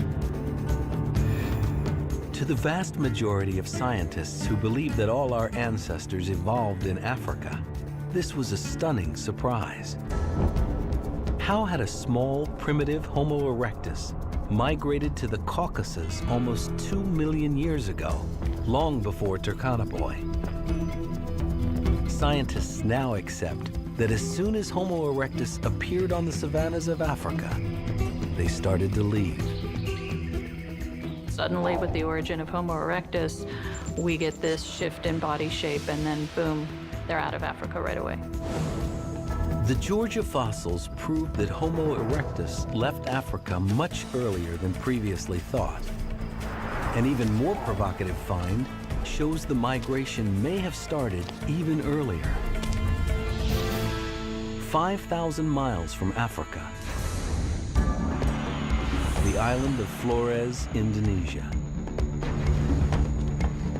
In 2003, researchers made a discovery so strange, nobody knew what to make of it. They found the bones of a tiny human ancestor, just over 3 feet tall, even smaller than the Dmanisi fossils. They called this baffling new ancestor Homo floresiensis, and because of its tiny size, nicknamed it the Hobbit. And this has created a tremendous amount of grief because we're not really sure what we're seeing here. The size of the Hobbit brain endocast is roughly 400 cc's. That's barely bigger than the brain of Lucy, the famous bipedal ape from 3 million years ago. It's not just a small brain and a primitive-looking face, but the foot is primitive, the hand's primitive, the leg is primitive. The lower limb is very much like the Lucy skeleton. That was a big surprise. And in the cave where this primitive creature was found, they also uncovered stone tools, something Lucy never had. People have for a long time said, well, you need a big brain to make stone tools. Well, okay, if Homo floresiensis is making stone tools, this creature has a brain the size of an orange. Clearly that equation's gone. Everything about these creatures is an enigma. Where did they come from, and what were they? Some researchers have argued that floresiensis is just a dwarfed population of modern people that suffered some kind of disease that caused them to both dwarf and have relatively small brains. But when scientists took a closer look, most saw no evidence of disease. The stone tools and the shape of the face moved the focus to our old friend, Homo erectus. Some researchers think that Homo floresiensis evolved from Homo erectus. But how did they get so small? Something called island dwarfism may be the answer. Isolated on islands with limited food, large mammals sometimes shrink over time. On Flores, there were once pygmy elephants the size of cows.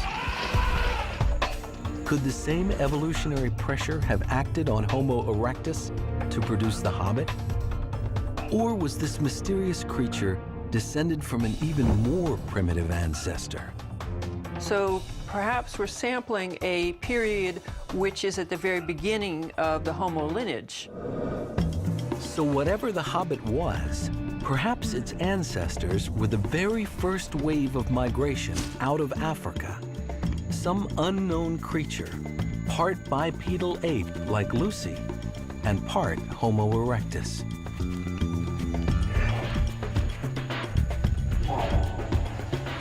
So if that's the case, then what we see in Indonesia makes sense. It's kind of a body that existed before human bodies became more modern. What would push such primitive creatures out of Africa?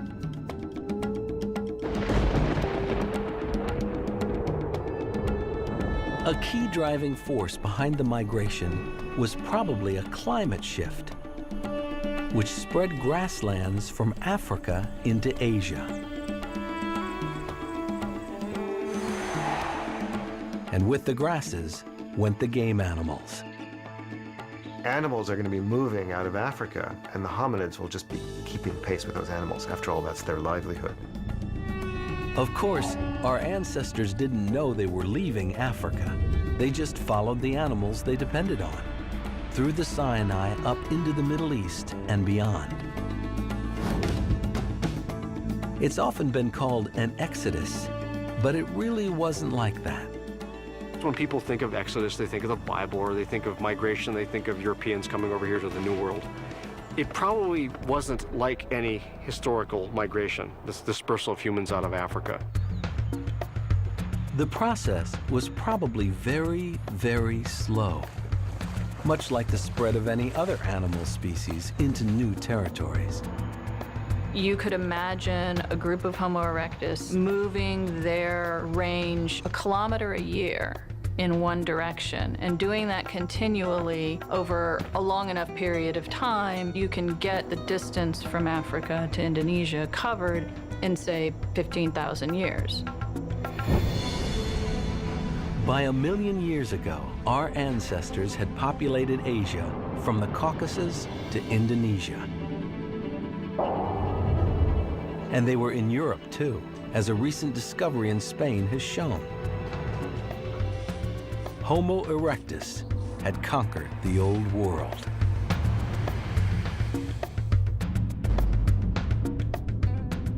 The fact that they made it so far with limited technology and relatively small brains makes them seem even more remarkable. And their longevity was astonishing. A few pockets of Homo erectus may have been still clinging on in Asia just 50,000 years ago. That's a span of 2 million years. Our own species has only been around for 200,000. What was the secret of Homo erectus's success? The amazing finds at Dmanisi have given us one last clue. One of the skulls belonged to an old man. His jawbone revealed he had lost all his teeth well before he died. That was a real surprise. It means that this individual survived 2 years without teeth. For an elder to have survived that long without teeth must mean that others in the group were feeding him, perhaps even chewing his food for him. I love this story. This was a remarkable testimony from the past about the quality of emotional life that may have characterized Homo erectus. Here is a tantalizing clue to what may be this ancestor's most important legacy: the instinct to look after each other. And it helps us imagine Turkana Boy's final day on Earth.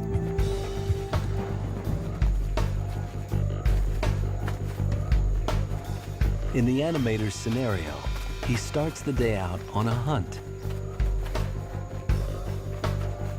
But he has trouble keeping up with the hunting party. Why? The evidence from his skeleton is that he was sick and in pain at the time he died. If we look at his lower jaw, we can see right here under the teeth that we've got a bit of an abscess and an infection. That kind of an infection could have entered the rest of his body, could have killed him. An abscess that ate away that much of his jawbone would have been agonizing. Turkana Boy is in so much pain, he's unable to continue the hunt. Knowing he would be looked after, perhaps he returned to his campsite to find comfort among the females. I think he was probably a miserable fellow, in a lot of pain and very dependent on support and handouts. So it was a species that already felt that he's one of our weaklings that, we love and must protect and care for to have got him that far. But however much they may have wanted to help him, there was nothing they could do about the infection that was probably spreading through his body. From what the evidence suggests, I just always imagined him not knowing what was wrong with him. And there's a sadness to it. But ultimately from that comes this immortal being. His skeleton was so complete, it is likely he died in water, which would have protected him.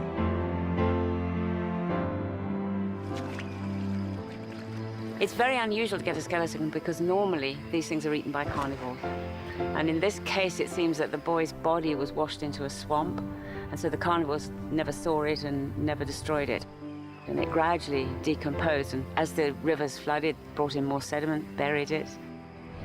And you could see footprints of hippos that had walked all over the bones, and some of the ribs and things were standing vertically instead of lying flat on the ground. And you could sort of reconstruct the situation and how the boy, what had happened after he died and why he was complete. It really was an amazing experience to see it.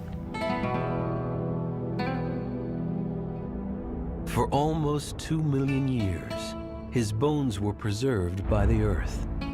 Their discovery opened a window for us on an unknown world.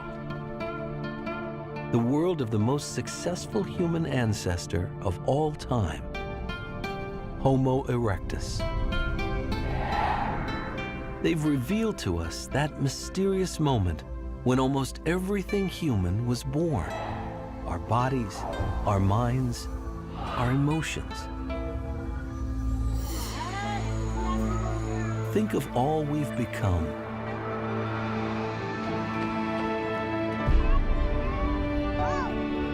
Trace the threads of our origins through the ancestors who went before. They all lead back to Turkana and his kind, the first humans.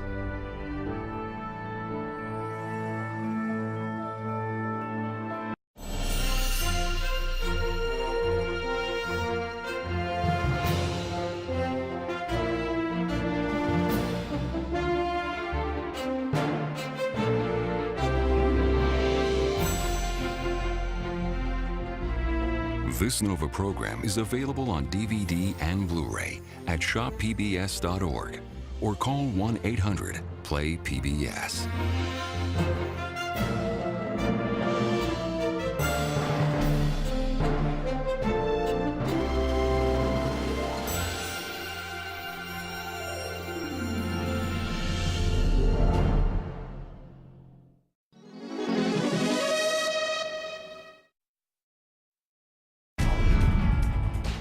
Humans. Without a doubt, the smartest animal on Earth. Yet we're unmistakably tied to our ape origins. Millions of years ago, we were apes, living ape lives in Africa. So how did we get from that to this? What happened? What set us on the path to humanity? The questions are huge, but at last, there are answers. More than 6 million years ago, we took the first step to separate from the apes. Since then, there have been at least 20 types of human ancestor in our family tree. Some of them were on their way to being us. Others were evolutionary dead ends. As recently as 50,000 years ago, there were probably 4 different kinds of humans living at the same time. Yet today, we are a species alone. Why did we survive and all the others disappear? New discoveries are shining light on the final stages of our evolution. We're finding out where our species, Homo sapiens, came from. The genetic record shows us that all modern humans are descended from a small population of approximately 600 breeding individuals. And we are discovering how they spread through the world, pushing out other ancient humans like the Neanderthal. Neanderthals were very successful humans. They have lived in Europe for maybe 300, 400,000 years, but eventually they were replaced by modern humans.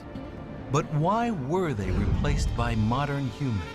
The mystery of the Neanderthal disappearance is finally being solved as the secrets of their genetic code are unlocked. We're discovering exactly what made them different from us and how we're unique. So join us as we explore the origins of our own species. Find out why we're the last humans standing, right now on Nova.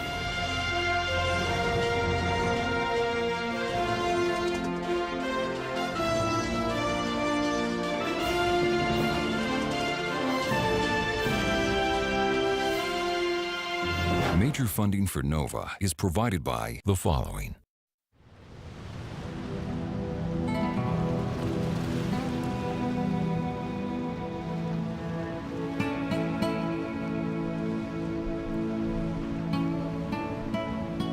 Imagine a world with only a tiny number of us in it. Perhaps just a few thousand. A recently evolved species. We are completely at the mercy of the natural forces around us.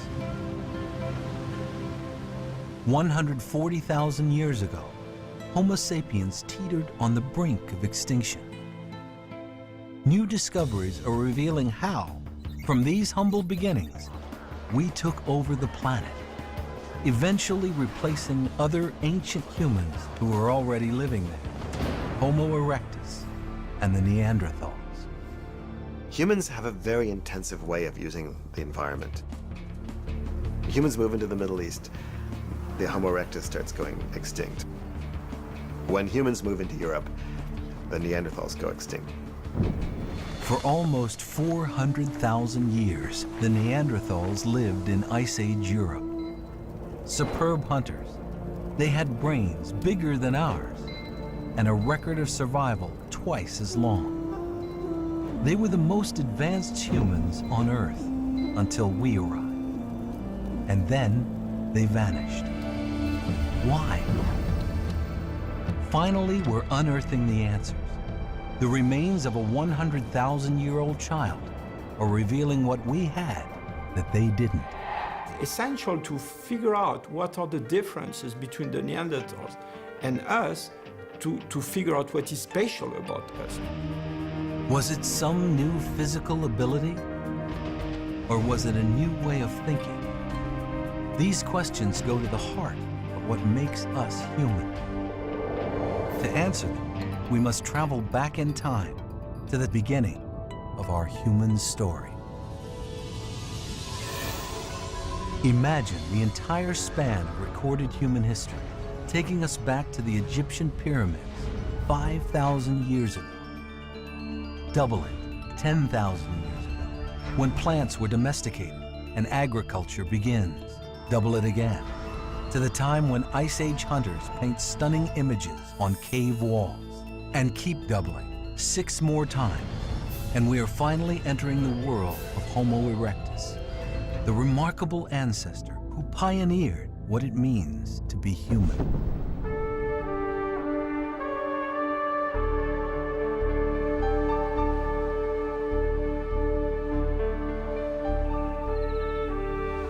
Homo erectus appeared on the African plains almost 2 million years ago. They were the first ancestors who had bodies like ours. They were hunter-gatherers and tool makers, beings who lived in social groups and cared for each other. The most famous Homo erectus is the fossil called Turkana-Boy.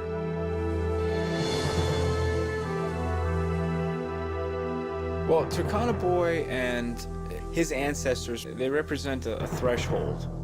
They represent that point in our evolution when we weren't quite fully a human, but we were no longer an ape. Paleo artist Victor Dieck specializes in creating scientifically based sculptures of ancient humans from their fossil remains. As he reconstructs Turkana-Boy's head, ape-like features emerge.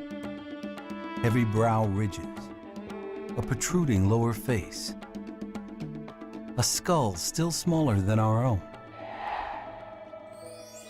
But despite these differences, Turkana Boy is definitely starting to look like a human being. And behind those eyes, his mind was becoming human too. I suspect that complex feelings and behaviors had their beginnings with Turkana Boy's kind, and that what it is to truly be a human had its bubblings at that point. It was probably Homo erectus, almost 2 million years ago, who first started to leave Africa. Ever since, Africa has been the engine of our evolution, pumping out wave after wave ancient humans who populated Europe and Asia. Settling in far-off places, they developed in their own special ways. An early wave gave rise in Indonesia to the extraordinary hobbit, perhaps a type of dwarf Homo erectus. Another wave took Homo erectus all the way to China, where fossil remains have been dated to over 700,000 years ago. Soon after, another wave left Africa, this time heading for Europe.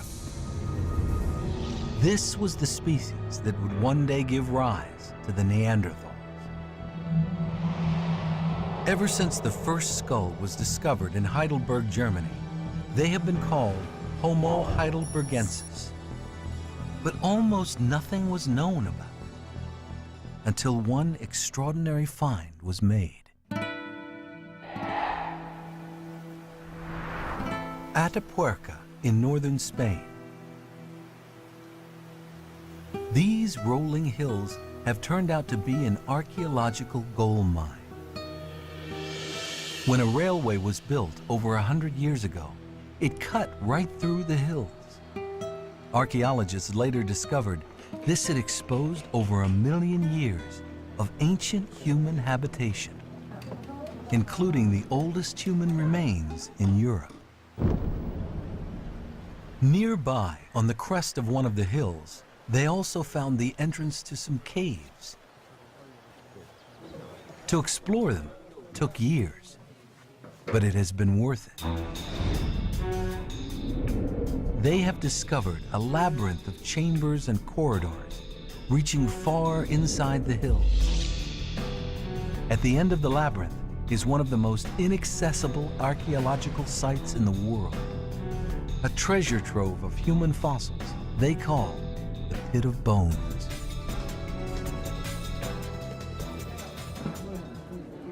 This is the entrance to the whole system. The pit itself is very far from here.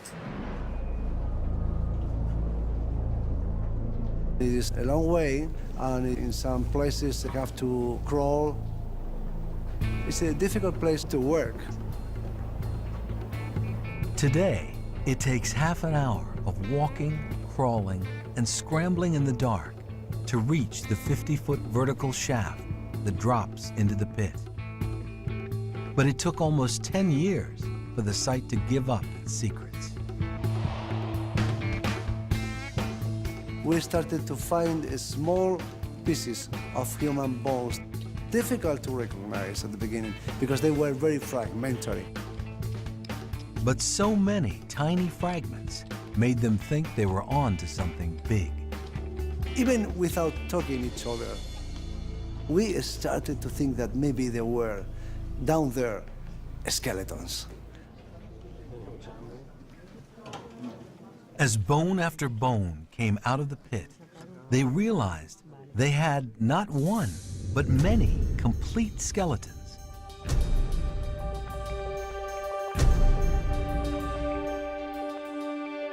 We have around 30 complete skeletons, 500,000 years old. And this is absolutely unique. These are the skeletons of the ancestors called Homo heidelbergensis, one of the earliest to populate Europe. But why were so many complete skeletons collected in one place? Juan Luis Arzuaga believes they were put there intentionally by their kin. 500,000 years ago, the pit of bones, now deep underground, had an opening to the surface. Perhaps Homo heidelbergensis dropped the bodies into the pit in a sort of primitive burial. And there is evidence it may have been ceremonial. Along with the bones, Juan Luis found a single artifact, a hand axe made of pink quartz, a mineral which must have been brought from a long way away. The team called it Excalibur, after King Arthur's famous sword. They believe it was an offering, the first symbol ever found. If this is right, here were beings with complex minds, capable of symbolism and belief. 500,000 years ago, in these European populations, there was planning, there was consciousness, there was a human mind, and there was also symbolic behavior. We used to think these qualities belonged only to us, Homo sapiens, that the earliest evidence for them was in the painted caves of southern France, just 30,000 years ago.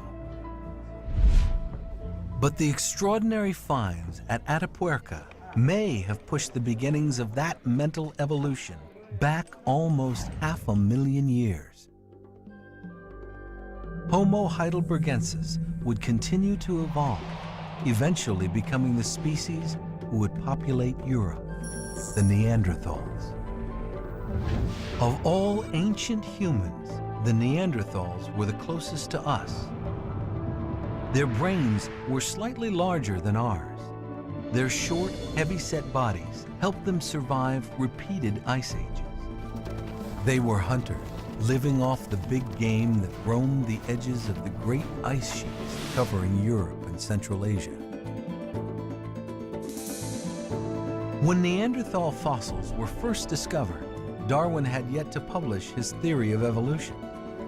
The idea that modern humans had descended from more primitive forms would generate furious controversy. Il s'agit du crâne d'Angie II. This is the skull of Angus II. It is the first Neanderthal fossil ever found on Earth. It was discovered at the end of 1829. But back then, people were not happy with the idea that this could be a human being like us. Many claimed that the Neanderthals were just diseased, misshapen humans.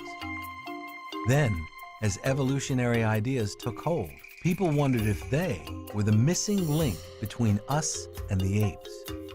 If we go back to the beginning of the 20th century, Neanderthals were seen as sort of ape-like creatures. But since then, hundreds of fossil finds have revealed their physical similarities to us. After the 70s, there was a so-called rehabilitation of the Neanderthals, so we tend to see them in a more human way. But did they think and act like us? Today, the remains of a young boy who died 100,000 years ago are helping researchers penetrate the mysteries of the Neanderthal mind. The Meuse Valley in Belgium. It was caves and rock shelters here that gave up the very first Neanderthal fossils 150 years ago. Today, they are revealing deeper secrets of the Neanderthal world.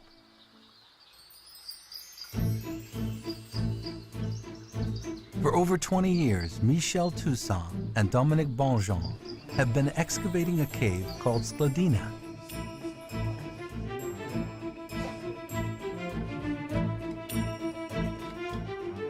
One millimeter at a time, they've been sifting through the debris that once filled the cave. Their painstaking work paid off. I've had the chance to be present when one of my students have discovered Neanderthal child.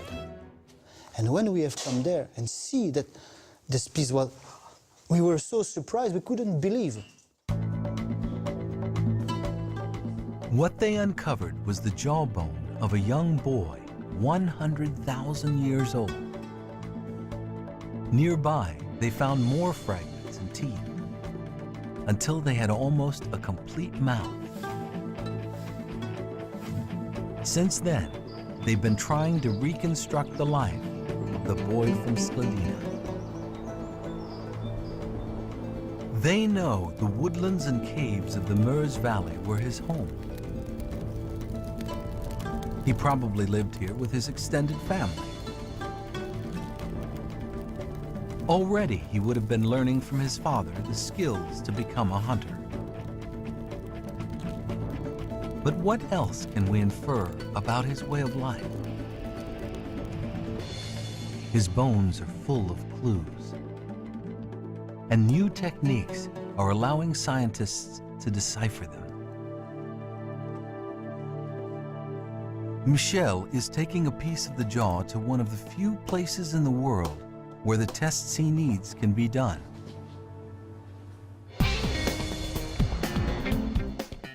The Max Planck Institute in Leipzig, Germany, is one of the world's foremost centers for human evolutionary studies. Here, the jawbone of the child from Skladina is put through a high-powered CT scan. This allows researchers to peer into the internal structure of the teeth and bone.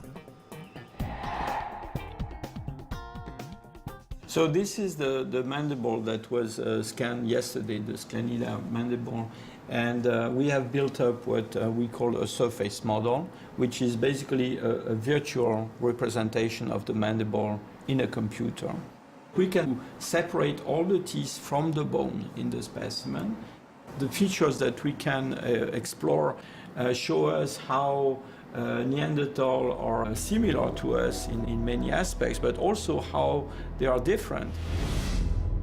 The teeth of children are among the most prized of all archaeological finds, because only they can tell us how fast those children were growing up. If we look at the pattern of eruption of the teeth, the Skladina child, by modern standards, should be about 11 or 12 years old. The second molar is almost completely erupted. But when we look at the internal structures of the enamel and dentine, it has been shown that it's in fact much younger. We know that this child died around 8 years old.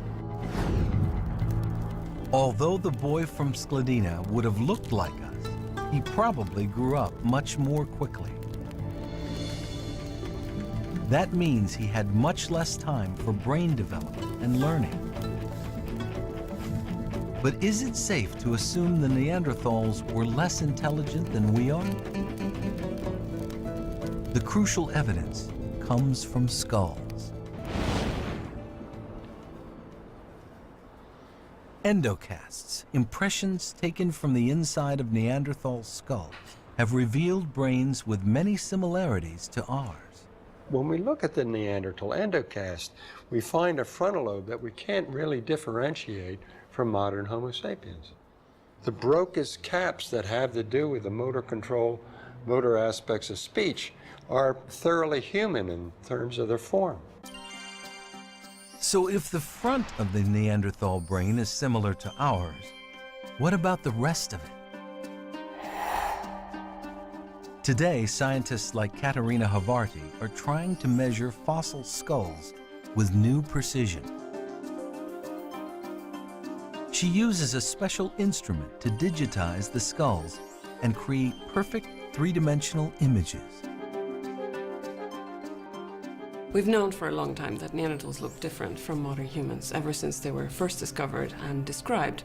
But the question then becomes, what does this difference actually mean? This is a digitized 3D image of our own skull, with its characteristic high dome. By contrast, the Neanderthal skull is low and elongated, possibly indicating a different brain shape. The parts of the Neanderthal brain, called the parietal and temporal lobes, may have been slightly smaller. That small difference could have had a large impact on their mental ability. There are regions of the parietal lobes and the temporal lobes that are very important in cognition, particularly in terms of language, in memory, in remembering spatial locations. The reduced size of those regions of Neanderthal brains might be a sign of limited thinking powers. But the boy from Skladina's jawbone has more to tell us about other limitations. Back at the Max Planck Institute, Mike Richards is delving even deeper into the microstructure of the bone to find out about his diet. The food we eat leaves a chemical signature in our bodies. These signatures are incorporated into the protein of our bones. So what we do is get the bone and we take that protein out and measure those signatures. We can work backwards and say this is the food that this human ate over their lifetime. He's discovering that Neanderthals were almost exclusively meat eaters, although there were many fruits, berries, and edible roots in their environment. We don't see any evidence that plant protein was at all important in their diet. And it doesn't look like they had marine food at all. They were hunting large herbivores like bison or reindeer and things like that. They were carnivores, with a diet closer to that of a predator, like a wolf, than a human. And they showed few signs of change, no matter where they lived. So far, we've measured the type specimen from Germany, the Neanderthals from Skladina, Neanderthals from France and Croatia over about 100,000 years. And in every case, in all these different environments, the Neanderthals do the same thing. So the bones of the boy from Skladina and his people are revealing important clues to Neanderthal behavior. They did one thing, hunting large game, and they just kept on doing it. For hundreds of thousands of years. Their technology tells a similar story. Neanderthal technology is quick and dirty. It's simple. There's very few tools that Neanderthals made that one can't copy in a few seconds or even minutes. Although they hunted large animals, they didn't have throwing spears or arrows. None of the stone tools that the Neanderthals made are the size and shape sufficient to be a projectile point. They're all too big, which suggests they're either knives or tips of thrusting spears. That meant Neanderthal hunters had to get close to their prey to kill them, which made hunting a risky business. Most Neanderthal male skeletons have multiple fractures. Neanderthal lives were tough and they were short. Their skeletons tell us that very few lived beyond the age of 30. But as a species, the Neanderthals were long-lived. They lasted for almost 400,000 years. That's twice as long as we have. But one day, their time on Earth would come to an end. By 25,000 years ago, they vanish from the fossil record. So what happened? To find out, we have to return to Africa.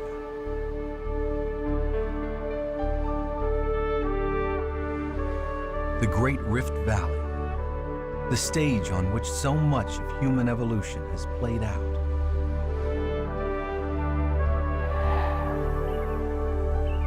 It was here, millions of years ago, that nature began its grand experiment with creatures like Lucy, who walked upright.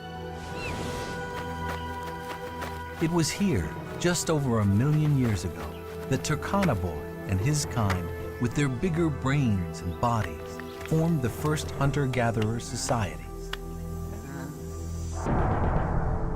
And it was here, about 200,000 years ago, that the skulls of a new species start to be found. the last human to evolve, Homo sapiens. They are still not completely us.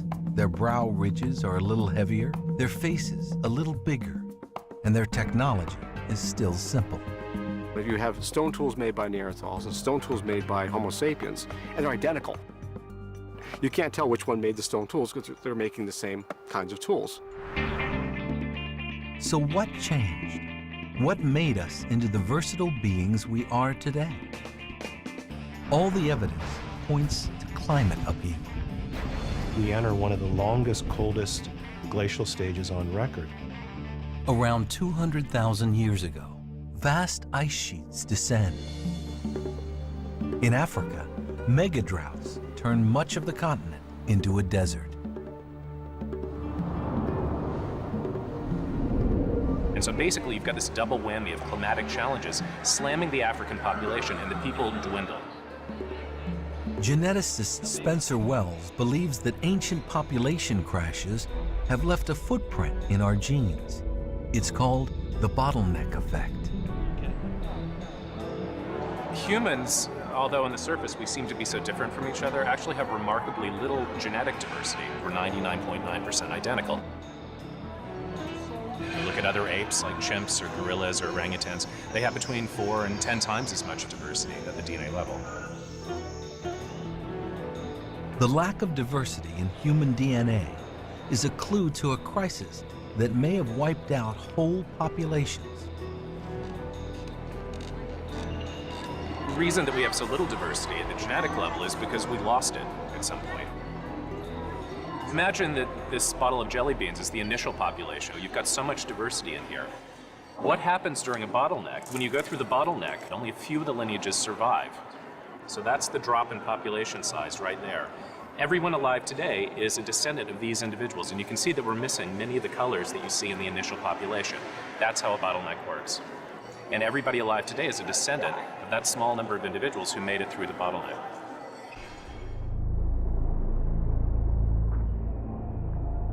Ancient climate data shows that around 140,000 years ago, most of tropical Africa became uninhabitable. Our ancestors were forced to seek refuge on coasts and highlands. It looks like 4 to 6 potential locations in Africa that would still be supportive of hunter-gatherer populations. Despite the refuges, there is evidence our ancestors were pushed to the brink of extinction. The genetic record shows us that all modern humans are descended from a small population of approximately 600 breeding individuals. There's disagreement about the numbers and timing, but it does seem that all people on Earth are descended from a very small original population in Africa. Curtis Marion believes they lived on the South African coastline and that it was life by the sea that forced them to change. At Pinnacle Point, South Africa, he has found caves used by early Homo sapiens ancestors during the mega-drought period. They're full of clues that hint at new ways of thinking and behaving. Here, he has found some of the earliest evidence that humans were living off the sea. This darkish material here is ash from a fireplace, and the vast majority of this material is burnt shell. So clearly there was quite a bit of cooking of shellfish that was taking place at this exact spot. 76,000 years ago. Somebody had a nice shellfish dinner there. Here was a population that was broadening its diet away from meat, requiring ingenuity unknown among earlier ancestors. You go out to collect shellfish at the wrong time, you're dead. You have to be able to time your access to the coastline so that you are here when the tides are right to collect those shellfish. The best time to collect shellfish is at extreme low tides. And to predict those, it helps to understand the cycles of the moon. Those are the times that you want to be collecting shellfish. All the shellfish are exposed. So this water, which you see here, is out there at that point where that rock is. So the smart coastal hunter-gatherer knows how to use the moon to signal to them when to come to the coastline to collect the shellfish. The people of Pinnacle Point were not just harvesting shellfish, they were also hunting on the plains behind the coast and gathering berries and roots. Their way of life reflected a new versatility. The systematic use of coastal resources does suggest a cognitive complexity. Our ancestors occupied these caves for over 140,000 years, leaving behind an amazing record of their transformation. This site documents a change in the way that people made stone tools. At the bottom of the sequence, they made stone tools with this rough quartzite material. And then right at about 71,000 years ago, which occurs just about there in the sequence, they make a shift to making stone tools on this silkrete in the form of long, thin blades. Before flaking it, the people here were heating this material in the fire, and through heating it, improved its flakability. And that was at about 71,000 years ago. About 40,000 years older than that has been found anywhere else in the world. The technology of our ancestors was expanding from the single all-purpose hand axe to a variety of lighter, specialized tools. Then they started to make these kinds of things. They made tools with special little points for perforating tasks. Like this, they made others with special little chisel ends for carving tasks. Specialized tools allowed our ancestors to get more out of their environment. But this wasn't the only change. And at this point, we begin to see people treating stone tools as symbols. They're making them more complex than they need to be to accomplish a particular cutting task. So at this point, stone tools are no longer just tools for cutting things, they're instruments of carrying social information about their owners.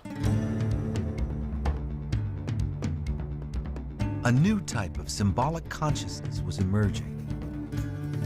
The first evidence of decorative art made from a naturally occurring mineral called red ochre has been found at Blombos, another cave along the South African coast. While we were excavating more or less in this area you can see over here, we found a chunk of ochre, and when we brushed up the surface of the ochre, we realized that there was actually a design on the one side. And once we looked at it in more detail, held it up to the light, we could see a crosshatch pattern that had lines zigzagged across the surface of this flat ground surface, and also had lines across the top, through the middle, and along the bottom. And you can imagine there was enormous excitement because we did not expect to find something that might represent a symbolic image in these 75,000-year-old levels. So this really was an enormous surprise for us. At Blombos, they've also found shells with holes drilled in them, believed to have been used for necklaces. So our ancestors were now wearing ornaments and probably painting their bodies as well. For me, what is really important is here, for the first time really ever, we have evidence that people can store information outside of the human brain. It is the birth of a new type of human culture. More complex, but easier to pass on from generation to generation.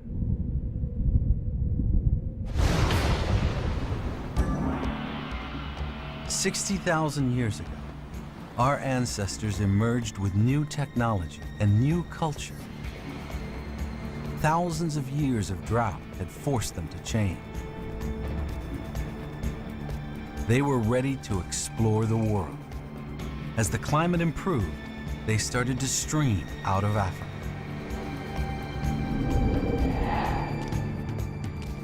They might have been surprised to discover continents already populated by other humans, remnants of earlier, more primitive migrations. As they moved into Asia, they might have come across Homo erectus or the tiny hobbit. There's no evidence for such a meeting, but there is one encounter we can be more certain about. As a separate wave slowly moved through the Middle East into Europe, they must have met the Neanderthals. What were those meetings like? For many years, scientists speculated that early Homo sapiens populations absorbed the Neanderthals through interbreeding.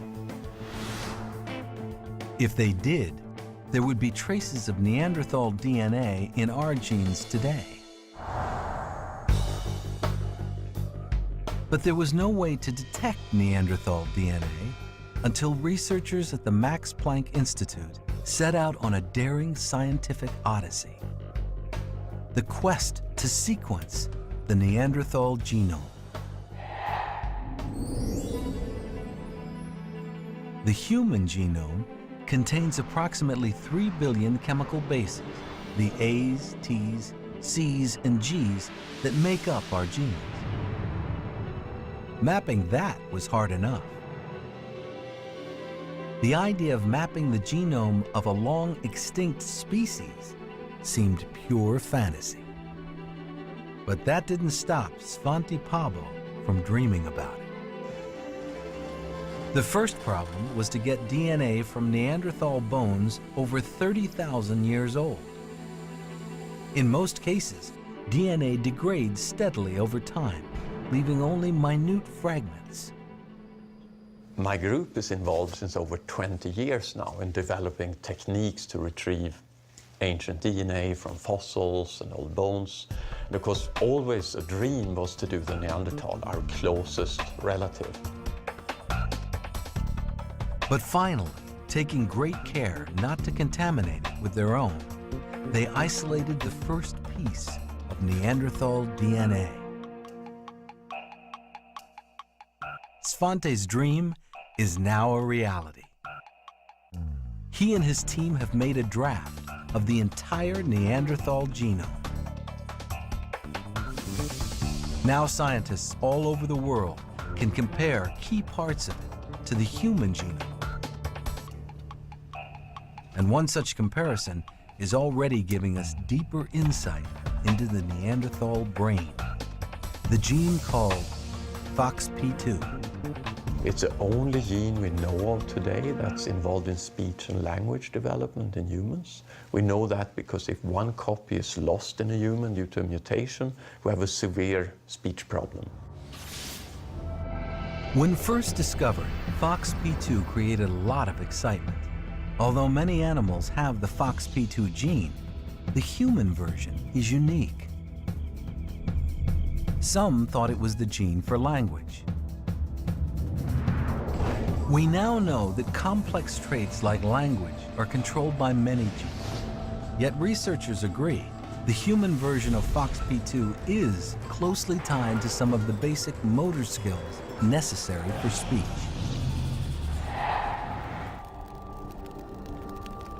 And the big question was, of course, is that shared with Neanderthals or not? And when we now look at it in the Neanderthal, indeed, it looks to be identical with us.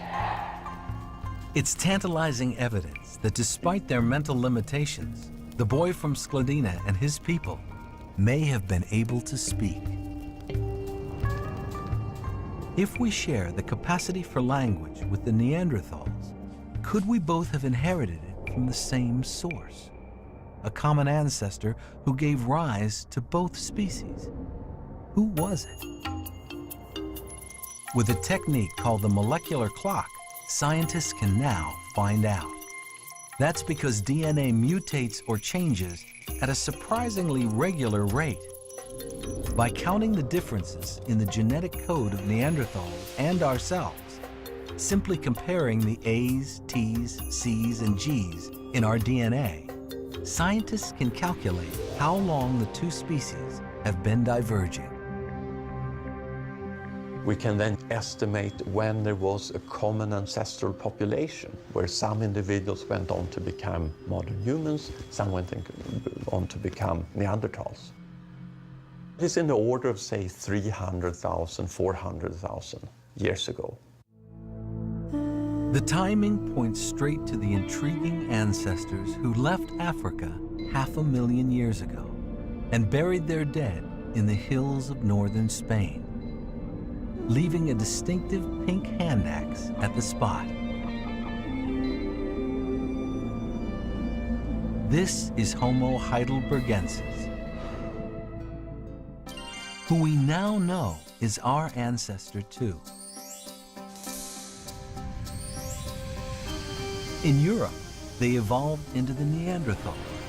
In Africa, groups that had not yet migrated evolved into Homo sapiens. So DNA is revealing we share a common ancestor with the Neanderthals. But do we carry some vestige of Neanderthal DNA in our genes? Proof that we absorb them by interbreeding. Some people claim that there are some hybrids of Neanderthals and modern humans. In the genetical record, we don't see clear evidence of that. The big story is that there were Neanderthals, they were replaced by other people, and after a rather short time, we don't see any trace of the Neanderthals in Europe. And certainly today, we don't see really traces of Neanderthal genes. With no evidence of interbreeding, it now seems more likely that as our population grew, we simply pushed the Neanderthals out of their environments. Humans have a very intensive way of using the environment. We seem to have the ability to pump out lots of babies, and our babies seem to have a high probability of surviving. So population growth is a really important part of the human adaptation. The arrival of Homo sapiens was not the only thing the Neanderthals had to contend with. Europe was gripped by wild climate swings. The Neanderthals were already struggling to survive. Probably the density of Neanderthals in the landscape was very low. And there was a good reason for that. Neanderthal technology was limited, and their energy needs were huge. They had this big body, this big brain, living in a rather cold environment, so we have estimates of their energy consumption every day. It's about 5,000 kilocalories. It's about what someone racing the Tour de France is spending every day. But with slimmer, taller bodies, modern humans had lower energy demands and an ever-improving toolkit. They now developed yet another breakthrough technology: projectile weapons, throwing spears. These are two very different kinds of spears. These are the big, heavy wooden spears that Neanderthals and their ancestors used. These are the lighter, bone-tipped spears that Homo sapiens used. These weapons have different kind of performance characteristics. The heavy spears are effective, but they're effective at a very short range, and they're heavy. You can only carry so many of them in one hand. The bone-tipped spears are lighter, they're more durable, they have a longer effective range. In essence, the bone-tipped spears that our ancestors used allowed them to hunt a wider range of animals more safely, and therefore to have a broader ecological niche. These big, heavy spears with their weight, their relatively short range, it's like hunting with a pistol. Whereas using these things is like hunting with a semi-automatic rifle. One has more than one shot, one has greater range. It's a more effective weapon. Throwing spears allowed our ancestors to go after a wider range of game with less risk to themselves. The modern humans have this trend of intensifying their exploitation of the environment to sort of squeezing out everything possible from the environment. That trend, already established in Africa, would become more pronounced as our ancestors spread around the world. Archaeologists have been able to track their movements by the extinctions of large animals. In Europe and Asia, the arrival of Homo sapiens coincides with the disappearance of the hairy mammoth, the cave lion, and other large mammals. In Australia, most animals weighing over 100 pounds vanish within a few thousand years of our arrival. The effects of Homo sapiens on large animal communities become more profound as you move further and further from Africa. So very few major extinctions in Africa, a few extinctions associated with Homo sapiens moving into Eurasia. And then when they hit Australia and the New World, it's a wipeout. The Neanderthals were just one of many species that disappeared when we arrived. Gradually, they were pushed into marginal areas of Europe. Their last refuge seems to have been the Rock of Gibraltar 28,000 years ago.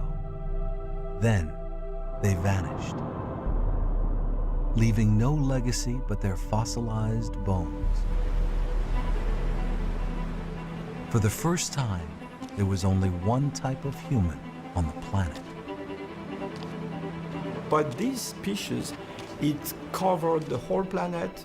It went to places where other hominins lived. It led them to extinction, actually. They went to Australia, they went to Americas, they went to the moon, and they will go to Mars. And this is very peculiar because the way this species intensify its exploitation of the environment is really unique. In the beginning, climate upheavals made us what we are. They taught us a new inventiveness which has led to a cascade of technological advances. But exactly what made us different is still an enigma. Soon, we'll discover the genetic changes unique to our species. But genes are only part of what makes us special. The other part is that mysterious creation, unique to humans, culture. Homo sapiens is the most adaptable species in the human career, meaning that no matter what happens in the world, we have a way of adapting to it. Today, that way is called culture. If glaciers came to Arizona where I live, we wouldn't be growing thick fur and thick skin. We would be building more fireplaces and heating systems. Culture is the storehouse of our complex ways of thinking and perceiving. And we pass it on to our children as surely as we pass on our genes. The ways in which cultural evolution and genetic evolution interact will be at the forefront of the research of tomorrow. Because one thing is for sure, evolution is not stopping. The rate of evolution at the genomic level has increased over the last 10,000 years, and it probably will continue over the next few thousand years. Where it will take us, nobody knows. But we're still a young species. There is a long future ahead.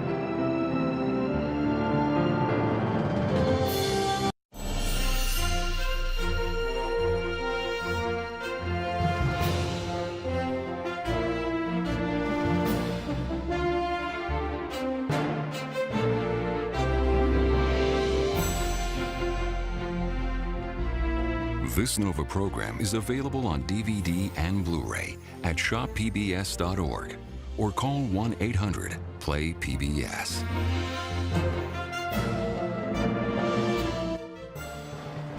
In the summer of 2009, a young Iranian woman was killed at the height of protests over the presidential election.